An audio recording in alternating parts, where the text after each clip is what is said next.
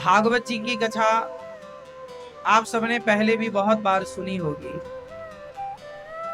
ये कथा क्या करती है जानते हैं? क्यों सुनना चाहिए भागवत? जैसे कपड़े में दाग लग जाए तो बार बार उसे साबुन लगा करके छुड़ाना पड़ता है, पवित्र करना पड़ता है, ठीक करना पड़ता है। उसी प्रकार ये जो हमारा शरीर है, ये एक प्रकार का कपड़ा। वासांसी जीर्णानि यथा विहाय। आपने सुना भी होगा एक पद कि मैली चादर ओढ़ के बंदे द्वारे कैसे आऊं। ये मैली चादर का अर्थ ही होता है कि हमारा शरीर मैली चादर, जो न जाने कितने जन्मों का पाप लिए संग घूम रहा है, तो मैली चादर ओढ़ के बंदे द्वारे कैसे आऊं। जो हमारा शरीर है ये मैली चादर है, और मैली चादर है तो क्या करें? इसे साफ करें।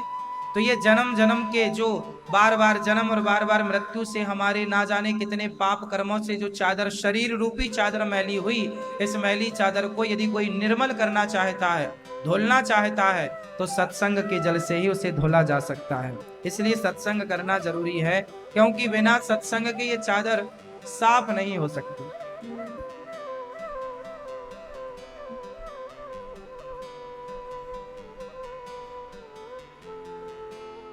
तो हमें चाहिए क्या? निर्मलता। अच्छा, निर्मलता किसकी? मन की, बुद्धि की, दोनों की निर्मलता चाहिए। हमारा मन निर्मल हो। कैसे होगा ये निर्मल मन? तो निर्मल मन राम नाम के साबुन से जो मन का मैल छुड़ाएगा, और निर्मल मन के दर्पण में वो राम का दर्शन पाएगा। राम नाम के साबुन से जो मन का मैल छुड़ाएगा, निर्मल मन के दर्पण में वो राम का दर्शन पाएगा। तो कौन से साबुन से साफ होना है ये? राम नाम के, कृष्ण नाम का साबुन। तो आप तुरंत साबुन लीजिए। कौन सा? ये 7 दिन जो आप कथा सुनेंगे, इससे आपका निर्मल मन ही तो होगा। और भगवान कहते हैं जब तक मन निर्मल नहीं होता मैं नहीं मिलता। निर्मल मन जन सो मोहि पावा, ओ ही कपट छल छिद्र न भावा। हमें वही पा सकता है जिसका मन निर्मल है। और निर्मल कहां से होगा? सत्संग से। तो हमारे श्री लड्डू गोपाल जी आप सबको लेके आए हैं, तो आप सबका मन निर्मल होगा इस कथा से। सबका कल्याण होगा। सबका कल्याण करने के लिए, सबके कल्याण के भाव से इन्होंने ये आयोजन कराया कि सबका सबका कल्याण हो। केवल इनका और इनके परिवार का ही नहीं। जो नहीं आए, टीवी पर सुन रहे हैं, हजारों लोग यहाँ बैठे हैं, लाखों लोग टीवी पर सुनते हैं। जो जैसा है, जहां है, सुन रहा है भागवत, वहीं से उनका कल्याण करती हैं, उनका उद्धार करती हैं, उन पर कृपा बरसाती हैं। तो भागवत सब पर कृपा बरसाती है। इसलिए भागवत में 18,000 श्लोक हैं। कितने श्लोक हैं भागवत जी में? 18,000। आप सबको आवाज बराबर मिल रही है? आवाज आ रही है? हाँ या ना? पीछे वाली मैया आ रही है मेरी माँ? हाँ।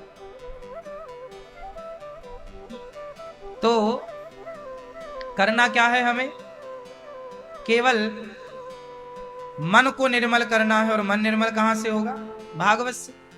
इसलिए आप कथा सुनने आए हैं। अब देखिए, भागवत जी में 18,000 श्लोक, 335 अध्याय हैं, 12 द्वादश स्कंध। भागवत में संवाद किसका है? परीक्षित जी और सुखदेव भगवान। आप परीक्षित जी को जानते हैं? भगवान कृष्ण को जानते हैं? भगवान श्री कृष्ण की बहन है एक। क्या नाम है उनका? हाँ, बताते चलिएगा और पास कर लो। भगवान श्री कृष्ण की बहन कौन? माता सुभद्रा। सुभद्रा के बेटे हैं सुभद्रा माँ के एक बेटे हैं, नाम क्या है? हाँ, अभिमन्यु।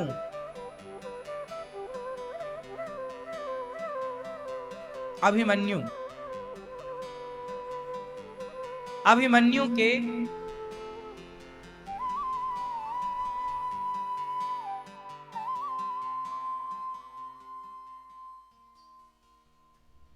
तो अभिमन्यु जो है ना,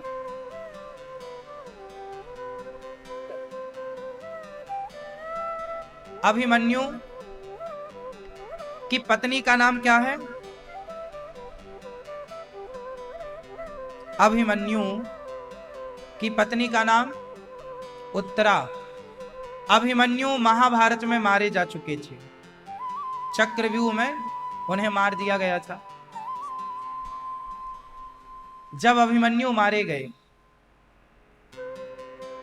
तो अभिमन्यु की पत्नी उस समय गर्भवती थी, और अभिमन्यु की पत्नी से जो बालक उत्पन्न हुआ, उस बालक ने जन्म लेते हुए परीक्षण किया चारों ओर, क्योंकि अभिमन्यु जब गर्भ में, अभिमन्यु के बालक परीक्षित जब गर्भ में थे मां के, तो अश्वत्थामा ने उन्हें मारने के लिए ब्रह्मास्त्र चला दिया था। क्या चला दिया था? ब्रह्मास्त्र। तो ब्रह्मास्त्र से उनकी रक्षा भगवान कृष्ण ने की थी। भगवान श्री कृष्ण ने उनकी रक्षा की, तो पेट में ही उन्होंने भगवान का दर्शन कर लिया था। क्योंकि रक्षा करने भगवान गर्भ में गए, तो अभिमन्यु पुत्र परीक्षित जी पेट में ही भगवान का दर्शन। तो जब उनका जन्म हुआ तो वो भगवान को ढूंढने लगे कि कहां गए वो जो पेट में दिखे थे मां के। तो जन्म लेते ही परीक्षण करने लग गए, इसलिए उनका नाम पड़ा परीक्षित। उनका नाम परीक्षित क्यों पड़ा? क्योंकि जन्म लेते ही उन्होंने क्या किया? परीक्षण किया। परीक्षण किया, जन्म लेते ही ढूंढने लग गए। इसको जहां की तहां नीचे रखो। तो भगवान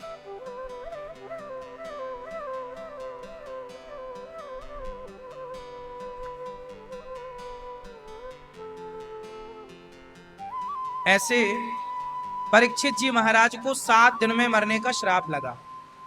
इन्हें 7 दिन में मरने का क्या लगा? श्राप। किसने दिया?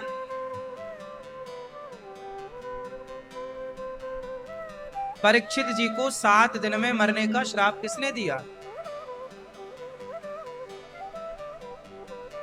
एक ऋषि ने, उनका नाम था श्रृंगी। क्यों दिया? क्योंकि परीक्षित जी ने एक संत जी के गले में मरा हुआ सांप डाल दिया। अब ये बताओ, किसी के गले में आप सांप डालेंगे, ये सही है? सही है? मरा हुआ सांप जब गले में डाला गया तो श्रृंगी जी उस समय 8 साल के थे, 8-10 साल के। उनके पिता के गले में सांप डाला गया, जो शमीक उनका नाम था। जिनके गले में सांप डाला गया वो थे शमीक। शमीक के पुत्र श्रृंगी। श्रृंगी जी को पता लगा कि परीक्षित जैसे राजा ने मेरे पिता का अपमान किया, गले में मरा हुआ सांप डाला, तो उन्होंने श्राप दे दिया कि तुमने सांप डाला है मेरे पिता के गले में, इसलिए सांप के डसने से ही तुम्हारी मृत्यु होगी। ये श्रृंगी जी का वो स्थान है जहां टीवी पर आप देख रहे हैं। श्रृंगी ऋषि का वो स्थान है जहां परीक्षित जी को श्राप। ये कुंड वही कुंड है जिस कुंड में वो उस समय स्नान कर रहे थे, और इसी कुंड का जल लेकर के उन्होंने श्राप दिया था परीक्षित जी को। ये हम गए थे एक बार, तो वहां दर्शन किया। तो शमीक जी के पुत्र श्रृंगी ऋषि ने श्राप दिया, इति लंघित मर्यादम तक्षकः सप्तमे हरे। आज से 7वें दिन तक्षक तुम्हें डसेगा, ऐसा श्राप दिया गया। हे परीक्षित, आज से 7वें दिन तुम्हारी मृत्यु हो जाएगी। अब ये बताओ, राजा परीक्षित जी ने आखिर सांप मरा हुआ डाला क्यों गले में? प्रश्न तो ये खड़ा हुआ। तो बात ये थी कि राजा परीक्षित ने कलयुग को रहने के स्थान दिए थे।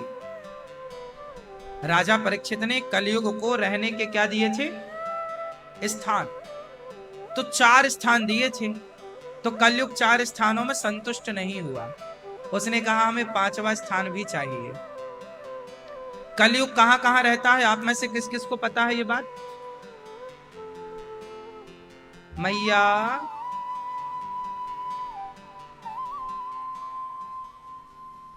किस किस को पता है कलयुग कहां कहां रहता है?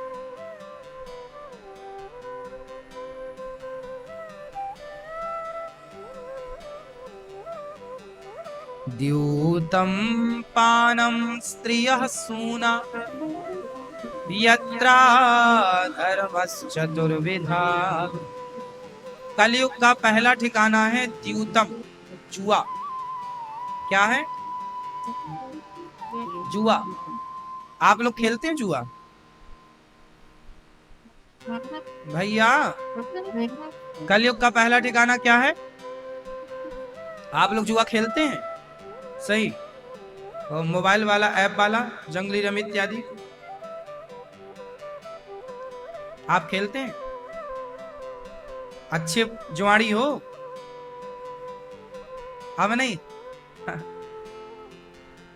जुआ जहां होगा वहां कलयुग होगा, और जहां कलयुग होगा वहां सत्यानाश होगा, सर्वनाश। कौरवों ने क्या खेला था, नाश हुआ? इतिहास उठाकर देखिएगा। आप अपने को यदि गलत स्थान पर देख रहे हैं तो एक बार आप जहां हैं वहां पर इतिहास में जो था उसकी गति देख लो कि उसकी गति क्या हुई जुआ खेलने से, तो तुम्हारी क्या होगी? हमें सिखाता कौन है? इतिहास, घटी हुई घटनाएं। तो हमें क्या, किससे बचना है? जुआ। कलयुग का पहला ठिकाना जुआ। दूसरा पानम, शराब। आप पीते हैं भैया? कभी नहीं, कभी कभी पी लेते हैं। कितनी पीते हो? 1 पैक, 2 पैक, 4 पैक? कभी कभी कितनी? हाँ बताओ, कितनी पीते हो? हाँ थोड़ी बहुत, मतलब नशा नहीं है आपका, कभी कभी पीते हो दोस्ती यारी में। तो जो आपको शराब पिला रहे हैं, आपका बच्चा है, बेटा है, बेटियां हैं, तो बेटियों को भी शराब पिलाते हो? नहीं, क्यों? आजकल तो लड़कियां बहुत पी रही हैं शराब।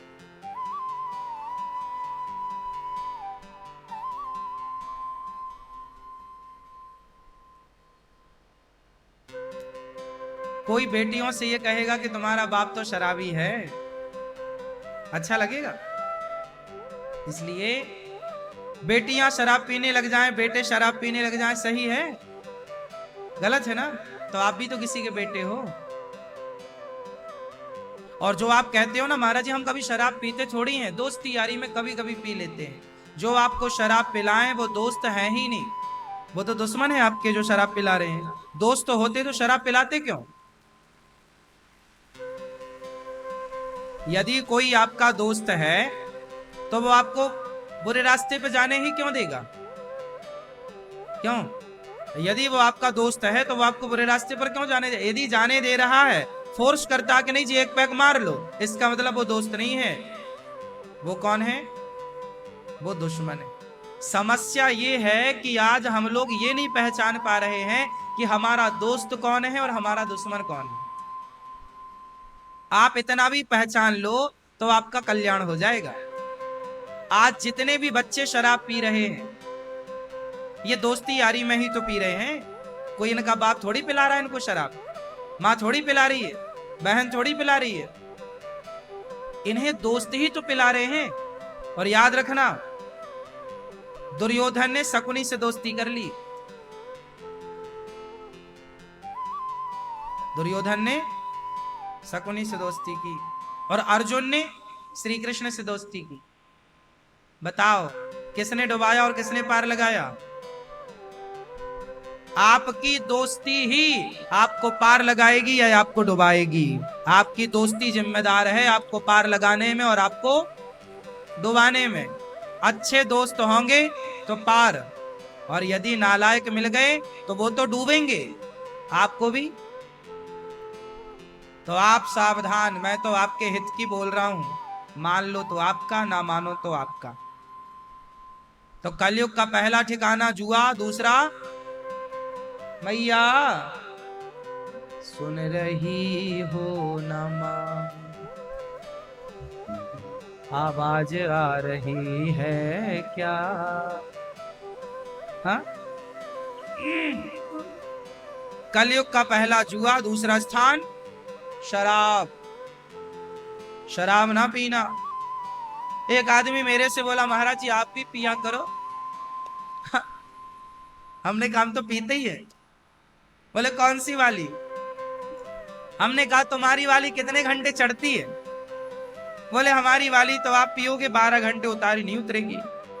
हमने कहा तुम्हारी वाली तो बस 12 घंटे में उतर जाएगी, पर हमारी वाली पी लोगे ना तो एक बार चढ़ाने के बाद जन्म जन्म तक ना उतरेगी साहब। जब तक सांस है तब तक तो गारंटी है। बोले कौन सी है?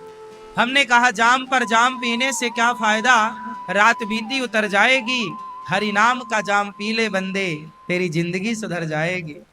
पीना है तो कृष्ण नाम का प्याला, राम नाम का प्याला, है ना। संत लोग क्या पीते हैं? भगवान नाम का प्याला, राम नाम का प्याला। और आप लोग मदिरा पीते हो। जो स्वाद भगवान के भजन में है, भगवान के नाम में है, भगवान की कथा में है। अब देखो यहां 3 घंटे देखो, कोई 500 किलोमीटर दूर से आया है, कोई 1000 किलोमीटर दूर से। ये जितने लोग बैठे हैं, कोई 200 किलोमीटर दूर से है, कोई 1000 किलोमीटर दूर से है, कोई 500 किलोमीटर दूर से है, कोई 2-2 हजार किलोमीटर दूर से भी आए हैं। जानते हो काहे के लिए? ये 3 घंटे डूब जाते हैं नशे में। कौन से नशा में? कथा का नशा है इन्हें, भगवान के धाम का नशा है इन्हें, भगवान के नाम का नशा है इन्हें। ये नशा देखो 3 घंटे डुबा देता। कोई नुकसान नहीं है इसका, साइड इफेक्ट कुछ भी नहीं। जबकि शराब पीने वालों का घर देख लो, पत्नी का मंगलसूत्र बेच बेच के पी गए शराब शराबी लोग, हाँ या ना। इसलिए द्यूतम पानम स्त्रियः, स्त्रियः मीन्स चरित्रहीनता। चरित्रहीनता सबसे बुरी है। स्त्री चरित्रहीन ना हो और पुरुष चरित्रहीन ना हो। यदि कोई चरित्रहीन हुआ तो उसका सर्वनाश निश्चित है। रावण क्या हो गया? चरित्रहीन हो गया, नाश हुआ। सोने की लंका थी, उसके जैसा पावर किसका होगा? ब्रह्मा से डायरेक्ट बात करता था। ब्रह्मा वेद पढ़ाने लंका में आते थे। देवता तो उसके कुर्सी के नीचे थे। शनि को तो उसने पांव के नीचे दबा रखा था, हाँ या ना। जो शनि महाराज तुम्हारी खटिया खड़ी कर देते हैं वो उसकी खटिया के नीचे थे। ऐसा पावरफुल रावण, कर जोरे सुर दिशिब विनीता, भ्रकुटी बिलोकत सकल सभीता। जो रावण एक बार देख लेता तो देवता थर थर थर थर कांप जाते। ऐसा रावण जब चरित्रहीन हुआ तो सर्वनाश हो गया। रहा न कोकुल रोब निहारा। ये परिणाम है चरित्रहीन होने का। यदि कोई चरित्रहीन हो रहा है तो समझा दो उसे। हर साल रावण के पुतले जलाकर समाज को यह मैसेज दिया जाता है कि चरित्रहीन बनोगे तो परिणाम देख लो। आदमी भुलक्कड़ बहुत बड़ा है, इसलिए हर साल दशहरा आता है, हर बार रावण खड़ा होता है कि देख रावण को मत भूलना। ये रहा रावण। इसी ने पराई औरत पर नजर डाली, सर्वनाश हुआ। अब तुम डाल रहे हो, तुम्हारा क्या होगा देख लो। बात समझ में आ रही है? तो आप में से किसी का किसी से चक्कर वक्कर तो नहीं है? यदि है तुरंत आई लव यू वापस ले लो अपना।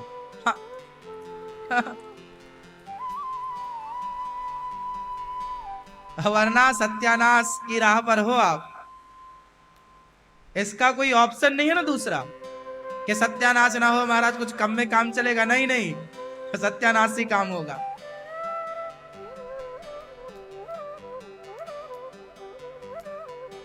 तो द्यूतम पानम स्त्रिया, सूना। ये भैया लोग कहाँ चले? अपना आई लव यू वापस लेने गए क्या?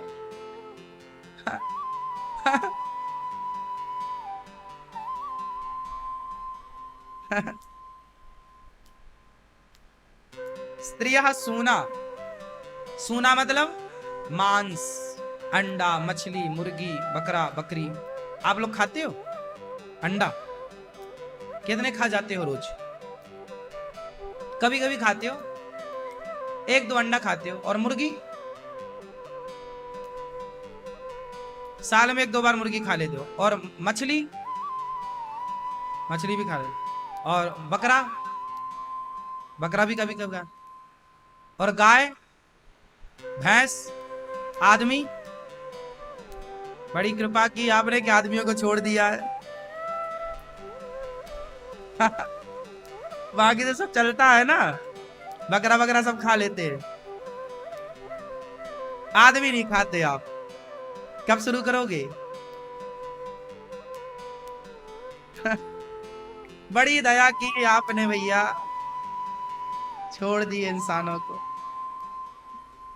अच्छा ये बताओ, ये मांस मांस खाना सही है? फिर काहे खाते हो? इतने बुद्धिमान हो तो।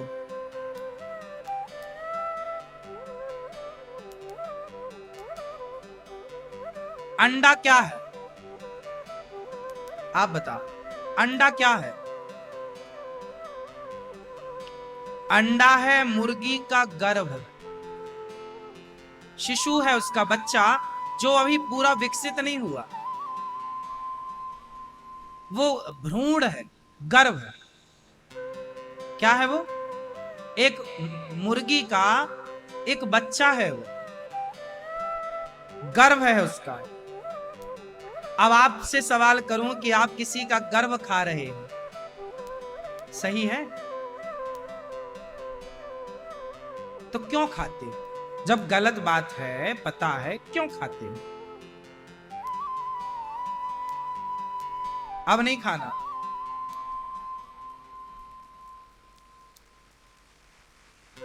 किसी का गर्भ, किसी का बच्चा, मछली, मछली पकड़ने वाला एक पैना सा कांटा लेता है और कांटे में एक मांस का टुकड़ा लगाता है और उसे पानी में डाल देता है। मछली आती है, या उसमें आटा लगा देता है, वो खाद्य पदार्थ कुछ भी लगा सकता है, कांटे में लगाता है। मछली तो बेचारी मछली है, आई और खाई, तो सोचिए वो कांटा उसके गले में घुस जाता है। और फिर उसे पकड़ के वो आदमी उस कांटे को, कई लोग तो कांटा घुसे रहने देते हैं और पानी में उस मछली को तड़पने देते हैं, घंटों वो मछली तड़पती है। हाँ या ना? अब वो मछली जब, जिसके गर्दन में ये कांटा चुभा है, और वो पानी में ना वो मर पा रही है और ना वो जी पा रही है, अब वो क्या प्रार्थना करती होगी मन से विधाता से, हे विधाता इतना दर्द क्यों दिया? ये दर्द है या नहीं? देखो, किसी को मारना है तो एक बार में मार दो, पर ये तो तड़पा तड़पा के मारना हुआ। हाँ या ना? अब बताओ, वो इतना तड़पी अपने जीवन के लिए और आप उस मछली को खाए, तो कौन से स्वर्ग में जाओगे आप?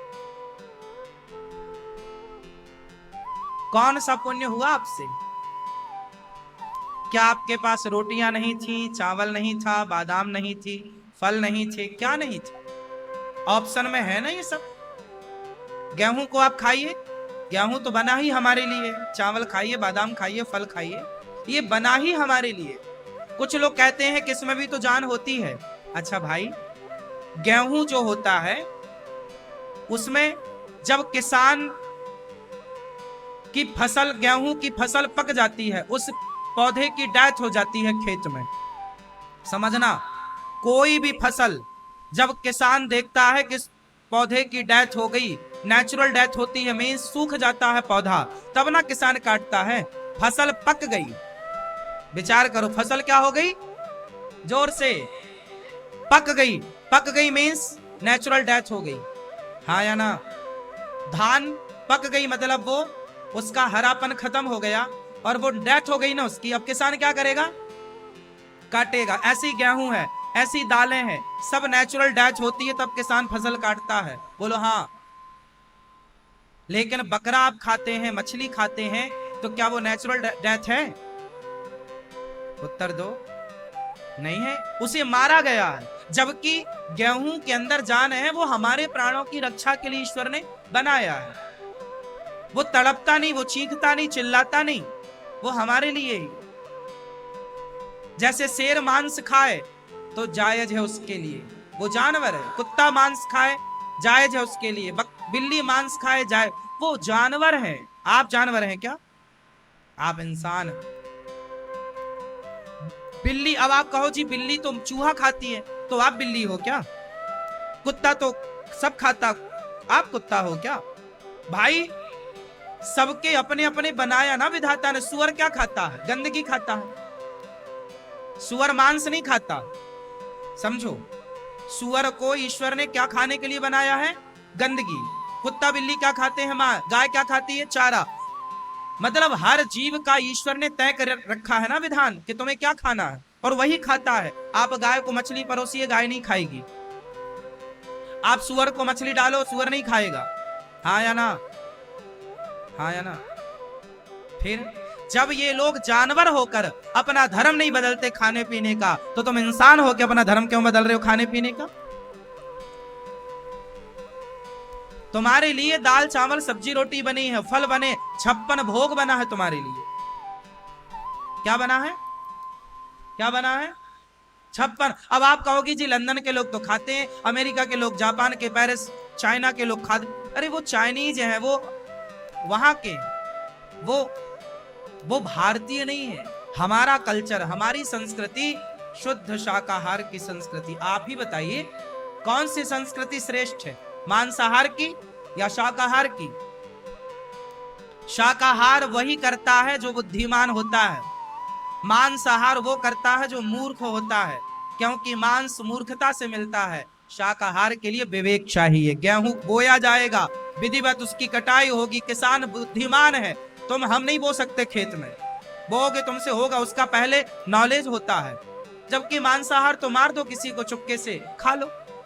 भाई मांसाहार जानवरों के लिए है, और जो मांसाहार करता है वो इंसान की श्रेणी में नहीं है, भले 2 हाथ पांव वाला है, जानवर की श्रेणी में। आप बताइए मांसाहारी को आप जानवर मानते हैं या इंसान मानते हैं? इंसान के रूप में वो शैतान है। रावण कोई राक्षसों टाइप का थोड़ी था, उसके भी 2 हाथ 2 पांव थे। 10 सिर का मीन्स, 10 सिर का मतलब है कि 10 विचार वाला था रावण, 10 प्रकार की बात करता था रावण, इसलिए 10 सिर। लेकिन उसके कर्म राक्षसों जैसे थे, इसलिए समाज उसे राक्षस कहती है। रावण के कर्म कैसे थे? जोर से। राक्षसों जैसे, इसलिए लोग क्या कहते हैं? राक्षस। आप क्या हैं? आप क्या? इंसान। तो इंसान कौन है? जिसके अंदर इंसान के लक्षण हो। मैया सुन रहे हो मेरी मां? तो कलयुग का पहला जुआ, शराब, चरित्रहीनता, मांस, 5वां स्थान राजा परीक्षित ने कलयुग को दिया। तो आज से कितने लोग मांस नहीं खाएंगे? हाथ उठा लो। आप खाते हो मांस? अब नहीं खाना अब। हाँ ये भैया पक्के हमें चेला मिल गए, अब नहीं खाएंगे। ये अच्छे विद्यार्थी हैं, सीख गए। देखो अभी घंटा भर नहीं हुआ, और इतनी बड़ी जिंदगी में जो बदलाव ना हुआ वो कथा से घंटे भर में ही हो गया। ये है कथा का प्रभाव। लोग कहते ना कथा क्यों सुननी चाहिए? इसलिए सुननी चाहिए कि हर व्यक्ति कुसंग से निकलकर अच्छे राह पर आता, क्योंकि बिना सत्संग के आपका कुसंग मिटेगा ही नहीं। बिना दिया जलाए अंधकार मिटेगा ही नहीं। बिना सूर्य के अंधकार मिट ही नहीं सकता। अंधकार मिटाने का कोई और ऑप्शन हो तो बताओ। बिना सत्संग के कुसंग नहीं मिटेगा। आजकल के बच्चों को कुसंग मिल गया, सत्संग नहीं मिला, इसलिए बच्चे बर्बाद हैं। कुसंग हर गली मोहल्ले में है, सत्संग कहीं नहीं है तो बच्चे सुनते नहीं है। हाँ या ना? हाँ, इसलिए कलयुग का 5वां स्थान बेईमानी से कमाया हुआ धन। राजा परीक्षित जो मुकुट पहन रखी थी उसमें कलयुग आके बैठ गया। वो जरासंध की मुकुट थी, राजा परीक्षित के सिर पे कलयुग बैठा, बुद्धि भ्रष्ट हो गई। बेईमानी से जो पैसा, अच्छा ईमानदारी से कमाया हुआ पैसा बढ़िया है कि बेईमानी से? इसलिए बेईमानी से मत कमाना साहब। बेईमानी से पैसा कमाओगे, धन्ना सेठ तो हो जाओगे, पर वो पैसा तुम्हें सुख शांति नहीं देगा। वो पैसा तुम्हें सिवाय कष्ट के, सिवाय बीमारी के, सिवाय दुख के कुछ ना देगा। इसलिए पहले के लोग ज्यादा सुखी थे क्योंकि ईमानदारी का पैसा था, कम था ईमानदारी का था, मेहनत का था। आज ज्यादा पैसा है, बेईमानी का है, इसलिए सुख नहीं है। पैसा ज्यादा है, सुख नहीं है। और हर आदमी आजकल धन्ना सेठ बनना चाहता है, चाहे कैसे भी मिल जाए, चोरी करके, बेईमानी करके। लोग तो आजकल चप्पल तक चुरा लेते हैं। उन्हें लगता चप्पल भी ना खरीदनी पड़े। हाँ या ना? आप लोगों की भी कभी ना कभी चप्पल चोरी हुई होगी, फिर देखो सब परेशान है चप्पल चोरों से। कौन है ये बेईमानी कर रहे हैं? अब बताओ ये सुखी होंगे? चप्पल चुराने वाले, मोबाइल चुराने वाले, चैन चुराने। चलो आपने चुरा भी लिया, 10-5 लाख रुपया का चोरी भी कर ली, तो इससे क्या होगा? यदि होना होता तो सारे चोर धन्ना सेठ हो जाते। बेईमानी का लाखों हो और ईमानदारी का 1 रुपया बहुत। इसलिए कोशिश करिए कि हम ईमानदारी की नमक रोटी खाएं, बेईमानी का 56 भोग ना खाएं। हाँ या ना? ईमानदारी, ईमानदारी बहुत अच्छी चीज है।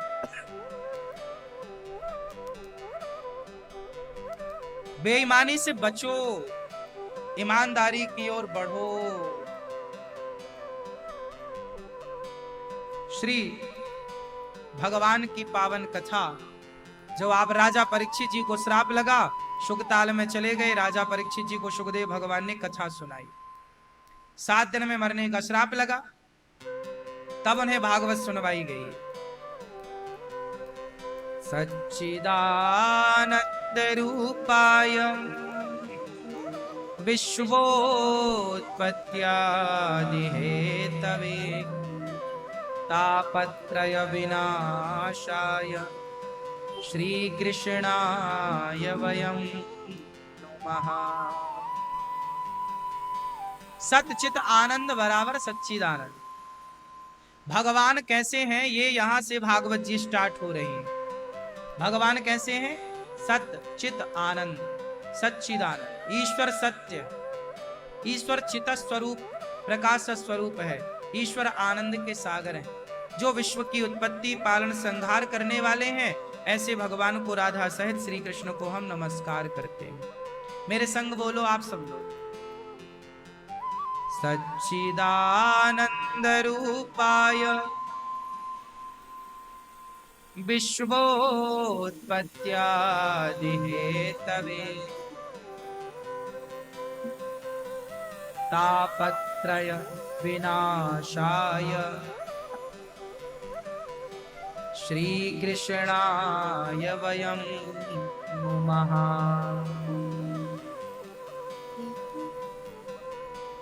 यं प्रव्रजन्तमनुपेतमपेत कृत्यं द्वैपायनो विरह कातर आजुहाव पुत्रेति तन्मयतया तरवो विनेदुस् तं सर्वभूत हृदयं मुनिमास्मि।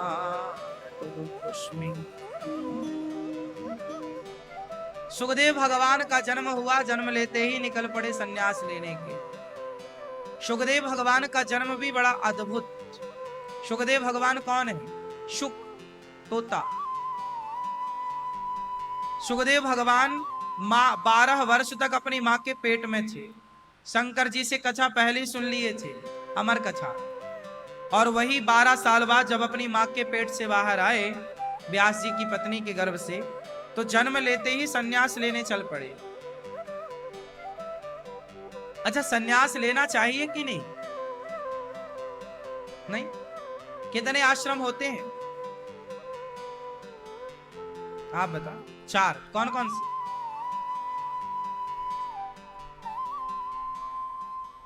चार चौके 16।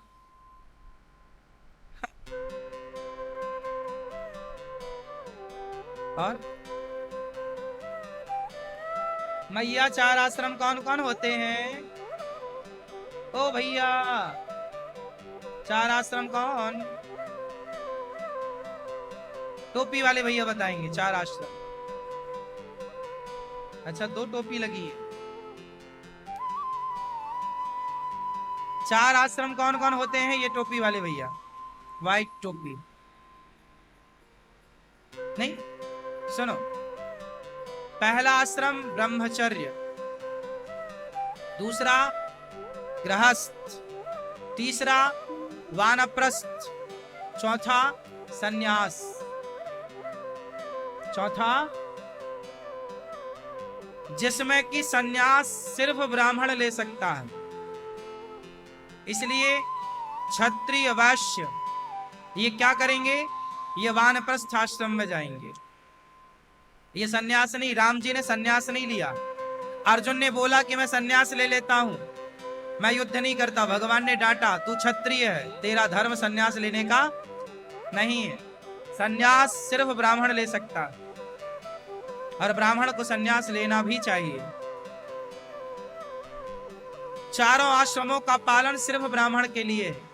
क्षत्रियों के लिए 3 आश्रम का पालन है, ब्रह्मचारी रहो, गृहस्थ रहो और वानप्रस्थ। वानप्रस्थ मतलब गृहस्थी पूरी हो जाने के बाद तीर्थों में जाके बेटा बेटी से मन हटाकर केवल भगवान में मन लगाना चाहिए, आराधना ईश्वर की। ये वानप्रस्थ आश्रम।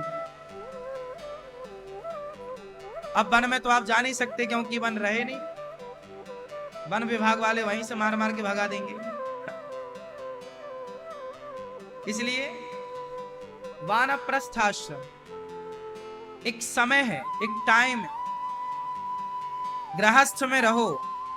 गृहस्थ में कितने साल रहना चाहिए? ये चारों आश्रम कितने कितने साल के हैं? वर्ष कितना? 25, 25। 25 साल ब्रह्मचारी रहो। 25 साल मतलब 25 साल की आयु में आपका विवाह हो जाना चाहिए, लगभग 25 साल के पहले ही। 25 साल में लड़की लड़का का विवाह हो जाए, 25 साल के अंदर विवाह हो जाना चाहिए। आजकल जो 30-30 साल के लड़का लड़की बैठे शादी नहीं कर रहे हैं, ये सही है कि गलत है? हाँ हाँ, लड़के लड़की कर नहीं रहे शादी। क्यों नहीं कर रहे? क्योंकि लिव इन में रह रहे हैं, जरूरत ही नहीं उन्हें।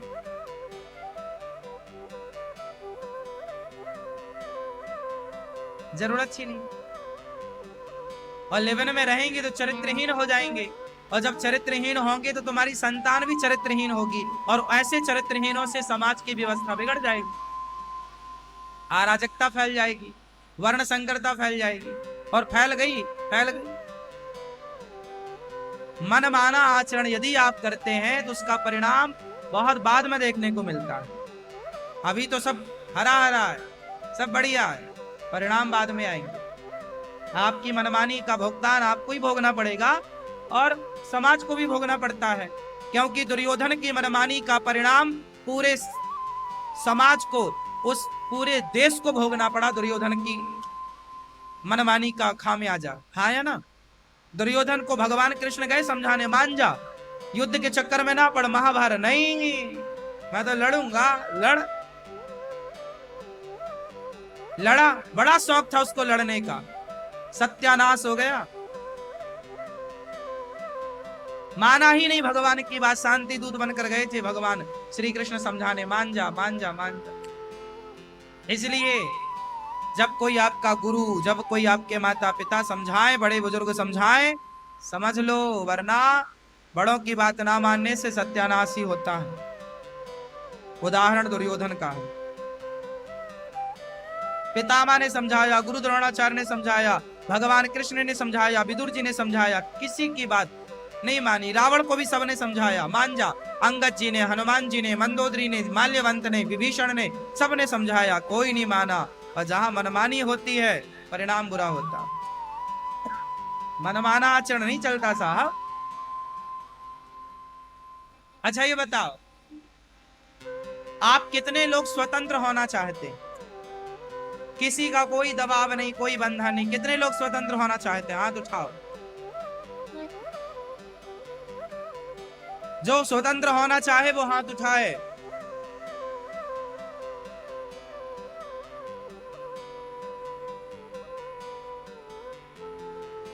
आप चाहते हैं स्वतंत्र होना? तो हाथ उठाओ यदि स्वतंत्रता चाहते हो तो, और नहीं चाहते तो मत उठाओ। अब सुनो, पहले बात समझ लो, बाद में रो मत के बाद में हमने हाथ उठा लिया बाद में। स्वतंत्र, आज हर लड़का स्वतंत्र होना चाहता है, माँ बाप का कोई दबाव नहीं चाहता। आज हर लड़की स्वतंत्र होना चाहती है, माँ बाप का कोई दबाव नहीं चाहती। वो कोई डिस्टरबेंस ना हो, कोई हमारे पर्सनल लाइफ में कोई माँ बाप का कोई इंटरफेयर ना हो। यहां तक कि सास का इंटरफेयर, ससुर का, अरे और तो ठीक है, पति का भी ज्यादा इंटरफेयर पत्नियां बर्दाश्त नहीं करती। हाँ या ना? कोई इंटरफेयर ना चाहिए। माँ बाप कह रहे हैं बेटा यहां आओ, ये रास्ता तुम जो चल रही हो गलत है। नहीं पापा, हम बड़े हो गए हैं, आपको पता नहीं है, आप ज्यादा बोला मत करो। माँ, तुम तो कुछ अनपढ़ हो, तुम तो कुछ पढ़ी लिखी हो ही नहीं, तुम क्या जानती हो? हम तो सब जानते हैं। ज्यादा बोला मत करो, ज्यादा इंटरफेयर मत किया करो।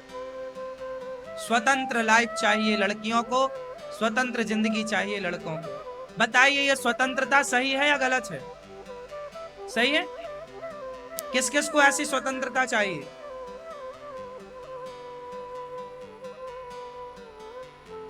तो सुनो, रावण स्वतंत्र था या राम स्वतंत्र थे? कौन कौन स्वतंत्र था? आप बताओ। राम और रावण में स्वतंत्र कौन था? कौन? जोर से। रावण स्वतंत्र था। स्वतंत्र था इसलिए किसी की भी पत्नी चुरा लेता था, जबकि राम स्वतंत्र नहीं थे। राम मर्यादा की संस्कारों की बेड़ियों में बंधे हुए थे। यदि आपके बेटा बेटी, यदि आपकी औलाद स्वतंत्र हो गई, आप स्वतंत्र हो गए, तो रावण बन जाओगे। और यदि मर्यादा के बंधन में रहे तो वो मर्यादा तुम्हें राम बनाएगी। और सुनो, माता सीता और शूर्पणखा, इन दोनों में कौन स्वतंत्र है? जोर से। कौन स्वतंत्र है? शूर्पणखा स्वतंत्र है। स्वतंत्र है, जो अच्छा लगता है उसे आई लव यू कह देती है।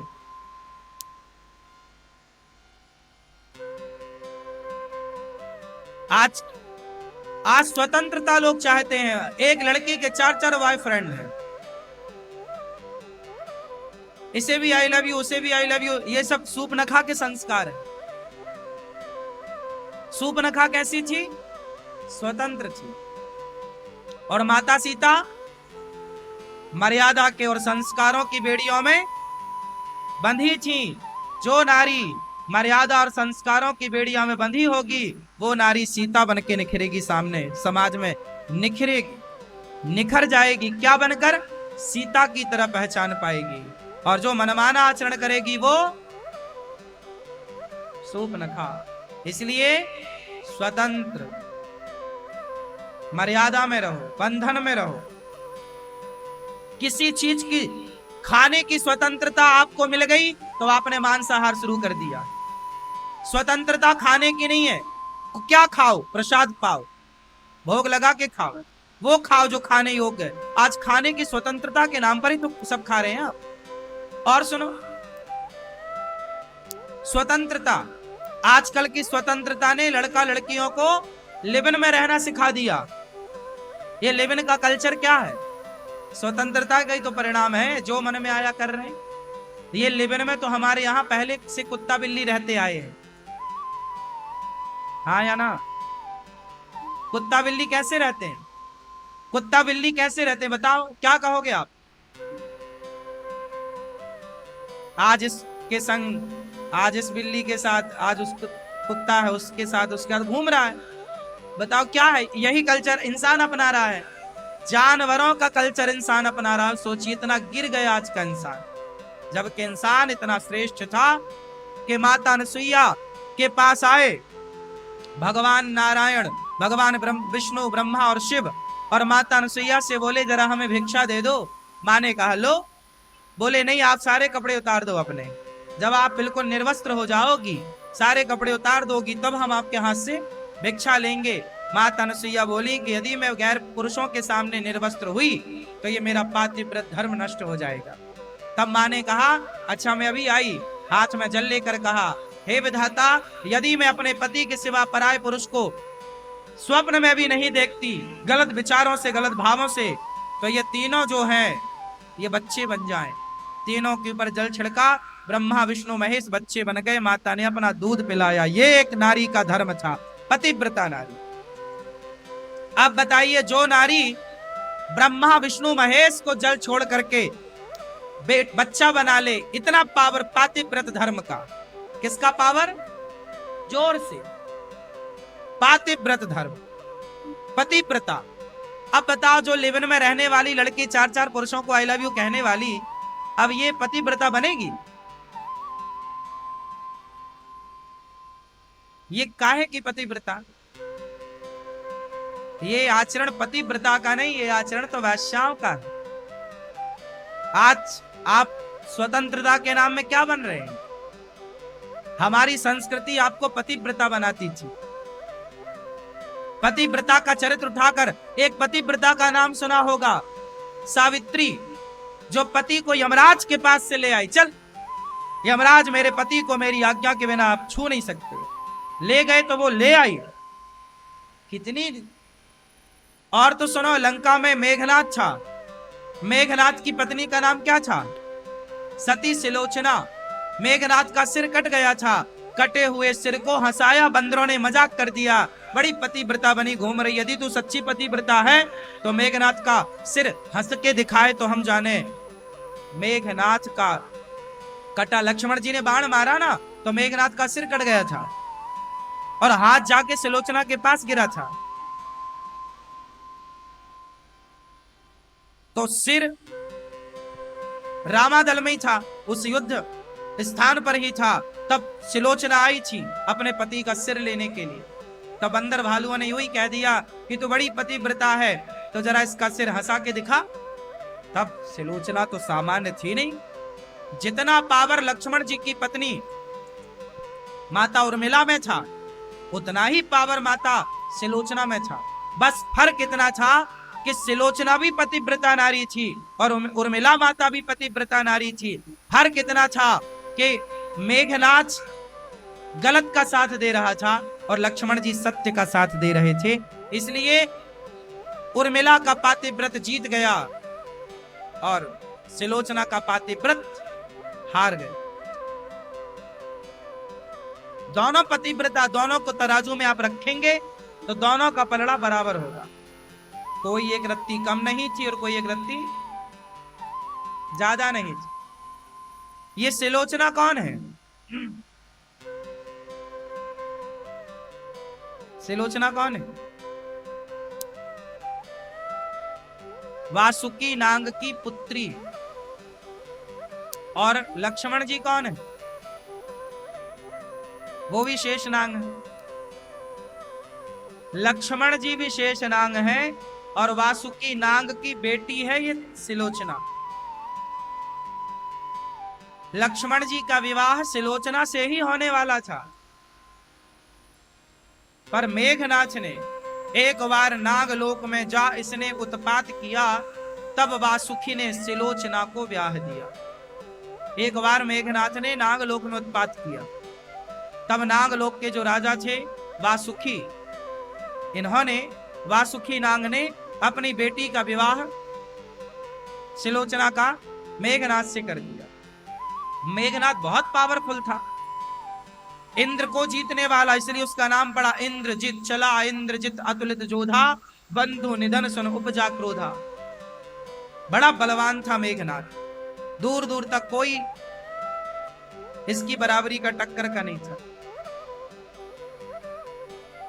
लेकिन लक्ष्मण जी ने मार दिया, क्योंकि लक्ष्मण जी के साथ एक पुरुष के साथ एक स्त्री का बल भी होता है। बता आपको, मेघनाथ अपनी स्त्री के बल से भी बलवान था, क्योंकि उसकी पत्नी पतिव्रता थी।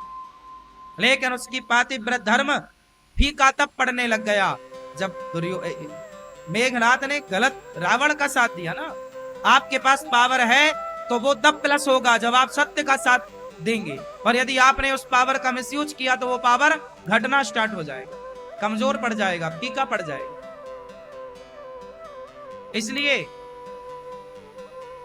प्रहलाद की बुआ होलिका, उसे वरदान था कि अग्नि जलाएगी नहीं, पर जब प्रहलाद को लेकर बैठी तो अग्नि ने जला दिया, क्योंकि उसने अपने पावर का मिसयूज किया, दुरुपयोग किया। तो जिस आग ने उसे ना जलाने का वादा किया था, उसी आग ने उसे जला दिया, क्योंकि आपने किसी बच्चे को लेकर जलाने के लिए बैठी हो।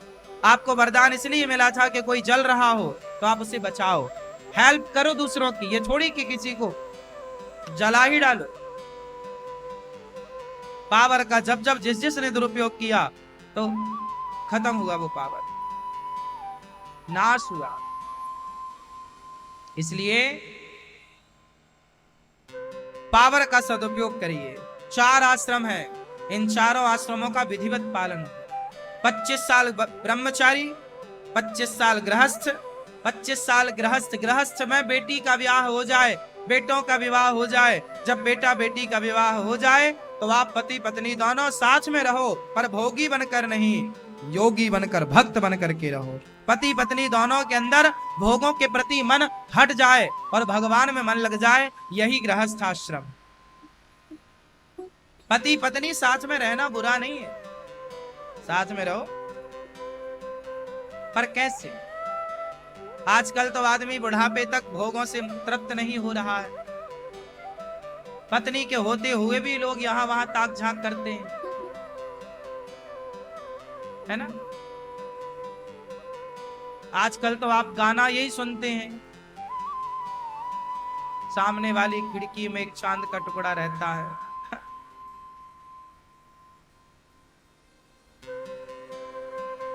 पुराने लोग सुनते तो थे।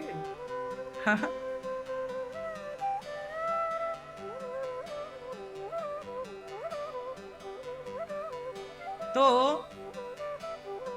बस यही है कि आप बच जाएं हर बुराई से। समाज में इतनी बुराइयां हैं कि आप जरा सा ढील देंगे अपने आप को तो आपका मन आपको बुरा बना देगा। इसलिए मन को ढीला मत छोड़ो, मन को कस के रखो। ए मन, कहां जा रहा है? कंट्रोल। मन को समझाओ, मन के हारे हार है, मन के जीते जीत। मन ही मिलावत राम से, मन ही करत फजीत। मैया, ओ पंचायती मैया, कर लो मेरी मां पंचायत।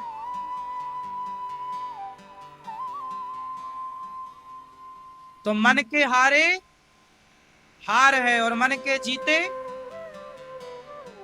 पूरा खेल किसका है? इसलिए अपने मन को पकड़ के रखो। Control, controlling power. वो ड्राइवर अच्छा होता है जो गाड़ी को टाइम पर कंट्रोल कर लेता है दुर्घटना होने से पहले। कंट्रोलिंग पावर नहीं है तो वो ड्राइवर कैसा? आप ड्राइवर हैं अपने शरीर के, अपने इंद्रियों के। आपके अंदर यदि कंट्रोलिंग पावर नहीं है तो फिर आप कच्चे ड्राइवर हैं। साधु लोग क्या करते हैं? साधु लोग सारी जिंदगी, बहुत सारे संत विवाह नहीं करते और बिना विवाह के भी वो भगवान की आराधना में। क्यों? आपकी तो पत्नी है, होने के बाद भी आप पड़ोसन को देख रहे हैं। आप मतलब जो देख रहे हैं उनके लिए बोल रहे हैं, अपने को मत समझ लीजिएगा। जो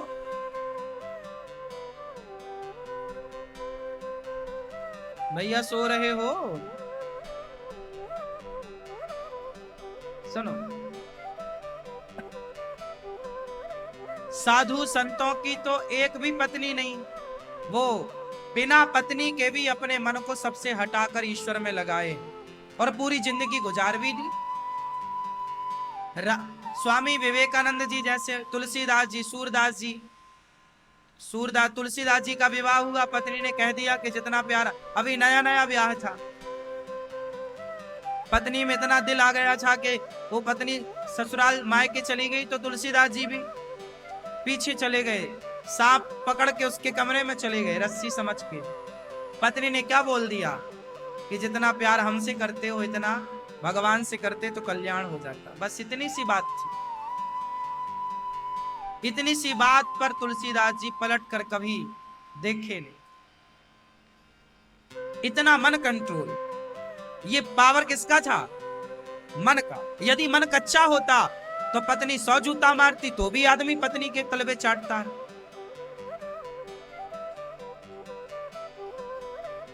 पत्नी कड़वे वचन बोलती है तो तुलसीदास जी संत हो गए। आपकी पत्नी ने तो ना जाने कितनी बार बोला होगा, आप तो ना भाई संत। हाँ या ना?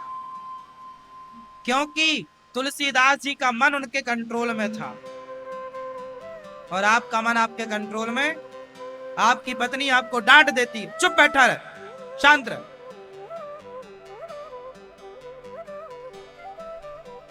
फिर भी आप मेरी प्यारी मेरी प्यारी। ठीक भी है, अच्छा है। बेटा अपने बाप की तरफ देखता तक नहीं, अपना कमा रहा है, खा रहा है और बाप रो रहा, महाराज जी हमारा बेटा बात नहीं करता। नहीं करता तो अच्छा ही तो है। अब क्या करोगे बात बेटे से करके? अब बात भगवान से करने का टाइम आया ना। भगवान से कब करोगे? तुम्हारा बेटा बहुत अच्छा भी हो तो बताओ इससे लाभ क्या है? बेटे में मन लगेगा तो तुम्हारी दुर्गति होगी कि सदगति? इसलिए बेटा बेटी में 50 साल के बाद मन ना लगाओ, यही समझदारी है। अच्छे हो बेटे फिर भी मन प्रभु में लगे। लेकिन आप, बेटा डांट रहा है, गालियां दे रहा है, मार रहा बाप को, फिर भी बेटा बाप बेटे की तरफ, पोता पोती की तरफ भाग रहा है। ये क्या है? ये मूर्खता है। यही है मोह। 100 जूते खा के भी आदमी घर पे जूती खाने के लिए पड़ा है। इसके अंदर वैराग्य नहीं हो रहा। क्यों? क्योंकि इसका मन इसके कंट्रोल में। ये पूरा फसाद की जड़ ये मन है। तुम्हारा मन कंट्रोल में नहीं है ना, इसलिए 100 जूते खा के भी तुम वहीं पड़े हो दलदल में। तुम्हारे अंदर वैराग्य हो ही नहीं रहा। तुलसीदास जी के अंदर तो वैराग्य हुआ, सब छोड़ के चले आए। इतनी सी बात में वैराग्य हो गया। और आज के व्यक्ति को जूता खा के भी वैराग्य नहीं होता, क्योंकि मन का खेल। मन पका हुआ होना चाहिए। मन भगवान में लगना चाहिए। और आप लोग ऐसा नहीं है कि मन लगाते नहीं है भगवान में, लगाते बहुत है आप लोग, पर आपका मन थोड़ी देर भगवान में लगेगा। एक मिनट भगवान में लगेगा तो 24 घंटे से आप बस 1 मिनट माइनस कर दो भगवान, बाकी पूरा समय परिवार। पूरा मन कहां लग रहा है? परिवार में मन लगाना बुरा नहीं है साहब। परिवार में मन लगाओ, काम करो, पैसा कमाओ, बिजनेस करो, व्यापार करो, खूब पैसा कमाना चाहिए। बच्चों को पढ़ाओ लिखाओ, योग्य बनाओ, और बच्चों को योग्य बना के, सेल्फ डिपेंड बना के, अपनी जिम्मेदारियां पूरी करके अपने मन को वहां से हटा लो। अब आप क्या करते हैं, सब कुछ करते हैं, फिर मन वही, अरे ये तो घर मेरा है, ये तो मेरा है, ये तो सब मेरा है। बेटा तू मत जा ऑफिस, मैं ही जाता हूँ। बेटा तू मत कुछ काम कर, मैं ही सब करता हूँ। सब्जी भी मैं ही ले आता हूँ, मार्केटिंग भी मैं ही कर लेता हूँ, बिजनेस भी मैं ही कर लेता हूँ। बेटा तू बैठ, खटिया तोड़ लो। अब बेटा निकम्मा होगा नहीं तो क्या होगा, तुमने उसे कुछ काम ही नहीं करने दिया, समय पर जिम्मेदारी ही नहीं दी, तो निकम्मा हो गया। बच्चों को कंधे, देखो एक काम करो, आप एक कॉलम बनाओ, कॉलम पिलर कॉलम बनाओ 20 फीट का, केवल कॉलम 20-20 फीट का ऊपर खड़ा कर दो, उसमें कोई छत मत डालो, कोई बीम मत डालो। बताओ वो कॉलम हिलेगा कि नहीं हिलेगा? 20 फीट का कॉलम है और उसमें कोई लोड नहीं है, ऊपर हिलेगा या नहीं हिलेगा? हाँ या ना? हिलेगा साहब। 25 फीट का बना लो, चलो तुम्हारी संतुष्टि जैसे, 30 फीट का बना लो, हिलेगा क्योंकि उसके ऊपर कोई लोड, हाँ उसके ऊपर बीम डाल दो, छत डाल दो, फिर नहीं हिलेगा। कॉलम बस खड़ा कर दो 20-25 फीट 30 फीट का, हिल जाएगा साहब, 2 आदमी हिलाएंगे हिलेगा वो। लेकिन ऊपर कॉलम बीम आएगी तो वो और मजबूत हो जाएगा, हाँ या ना? कॉलम मजबूत कब होता है? जब उसके ऊपर भार आता है। ये बच्चे कॉलम हैं, जितना भार दोगे बच्चों के ऊपर उतने मजबूत बनेंगे बच्चे। और जवानी में सही वक्त पर भार दोगे तो ये बच्चे मजबूत हो जाएंगे, बिजनेस में, व्यापार में, काम में। लेकिन आजकल के माँ बाप, नहीं बेटा तू तो घर में बैठ, क्रिकेट देख, IPL देख, मैं कर रहा हूं सब काम। बच्चे फिर होते हैं अकर्मण्य, फिर माँ बाप रोते हैं महाराज जी कुछ करता नहीं, जब करने का टाइम था तब आपने कुछ करने नहीं दिया। हाँ या ना? ये समस्या भारत में 90% है। 90% बाप ये लापरवाही करते हैं बच्चों के साथ। और जो बाप अपने बच्चों के साथ ये लापरवाही करते हैं, लिख लो वो बच्चे अपाहिज हो जाएंगे, कभी सफल नहीं हो पाएंगे। जो बच्चे अपने बाप के टुकड़ों पर पल रहे हैं वो कभी सफल नहीं हो पाएंगे। बच्चों को जैसी पढ़ाई लिखाई पूरी हो वैसे ही जिम्मेदारी बच्चों को दे दो, गृहस्थी की, घर की, फैक्ट्री की, बिजनेस की, व्यापार की जिम्मेदारी दे दोगे तो जिम्मेदारी उठाना सीखेंगे। 1-2 साल में वो सब चीजें समझ जाएंगे, हानि लाभ क्या होता, मजबूत हो जाएंगे वो। एक अच्छा बिजनेसमैन कौन है? एक अच्छा बिजनेसमैन, उसका पढ़ाई लिखाई से कोई लेना देना नहीं, उस बिजनेस से उसका जीवन का तजुर्बा, अनुभव काम देता है। बताओ बिजनेस में डिग्री काम देती है या तजुर्बा? जोर से। और तजुर्बा 1 महीने में आता है क्या? 1 साल में आता है क्या? अरे तजुर्बा के लिए सालों खपाने पड़ते हैं, एक अच्छे तजुर्बा के लिए, एक अच्छे अनुभव के लिए, हाँ या ना? इसलिए बाप गलतियां क्या करते हैं, बच्चों को स्कूल कॉलेज की डिग्रियां तो दिला देते हैं पर जीवन का तजुर्बा देना भूल जाते हैं। तजुर्बा नहीं दोगे तो डिग्रियां काम ना आएंगी साहब, रखे रहो अपनी डिग्रियां। आपका तजुर्बा काम करेगा, आपका अनुभव काम करेगा, आपकी कार्यशैली, आपकी क्षमता काम करेगी। डिग्रियां तो किनारे हैं।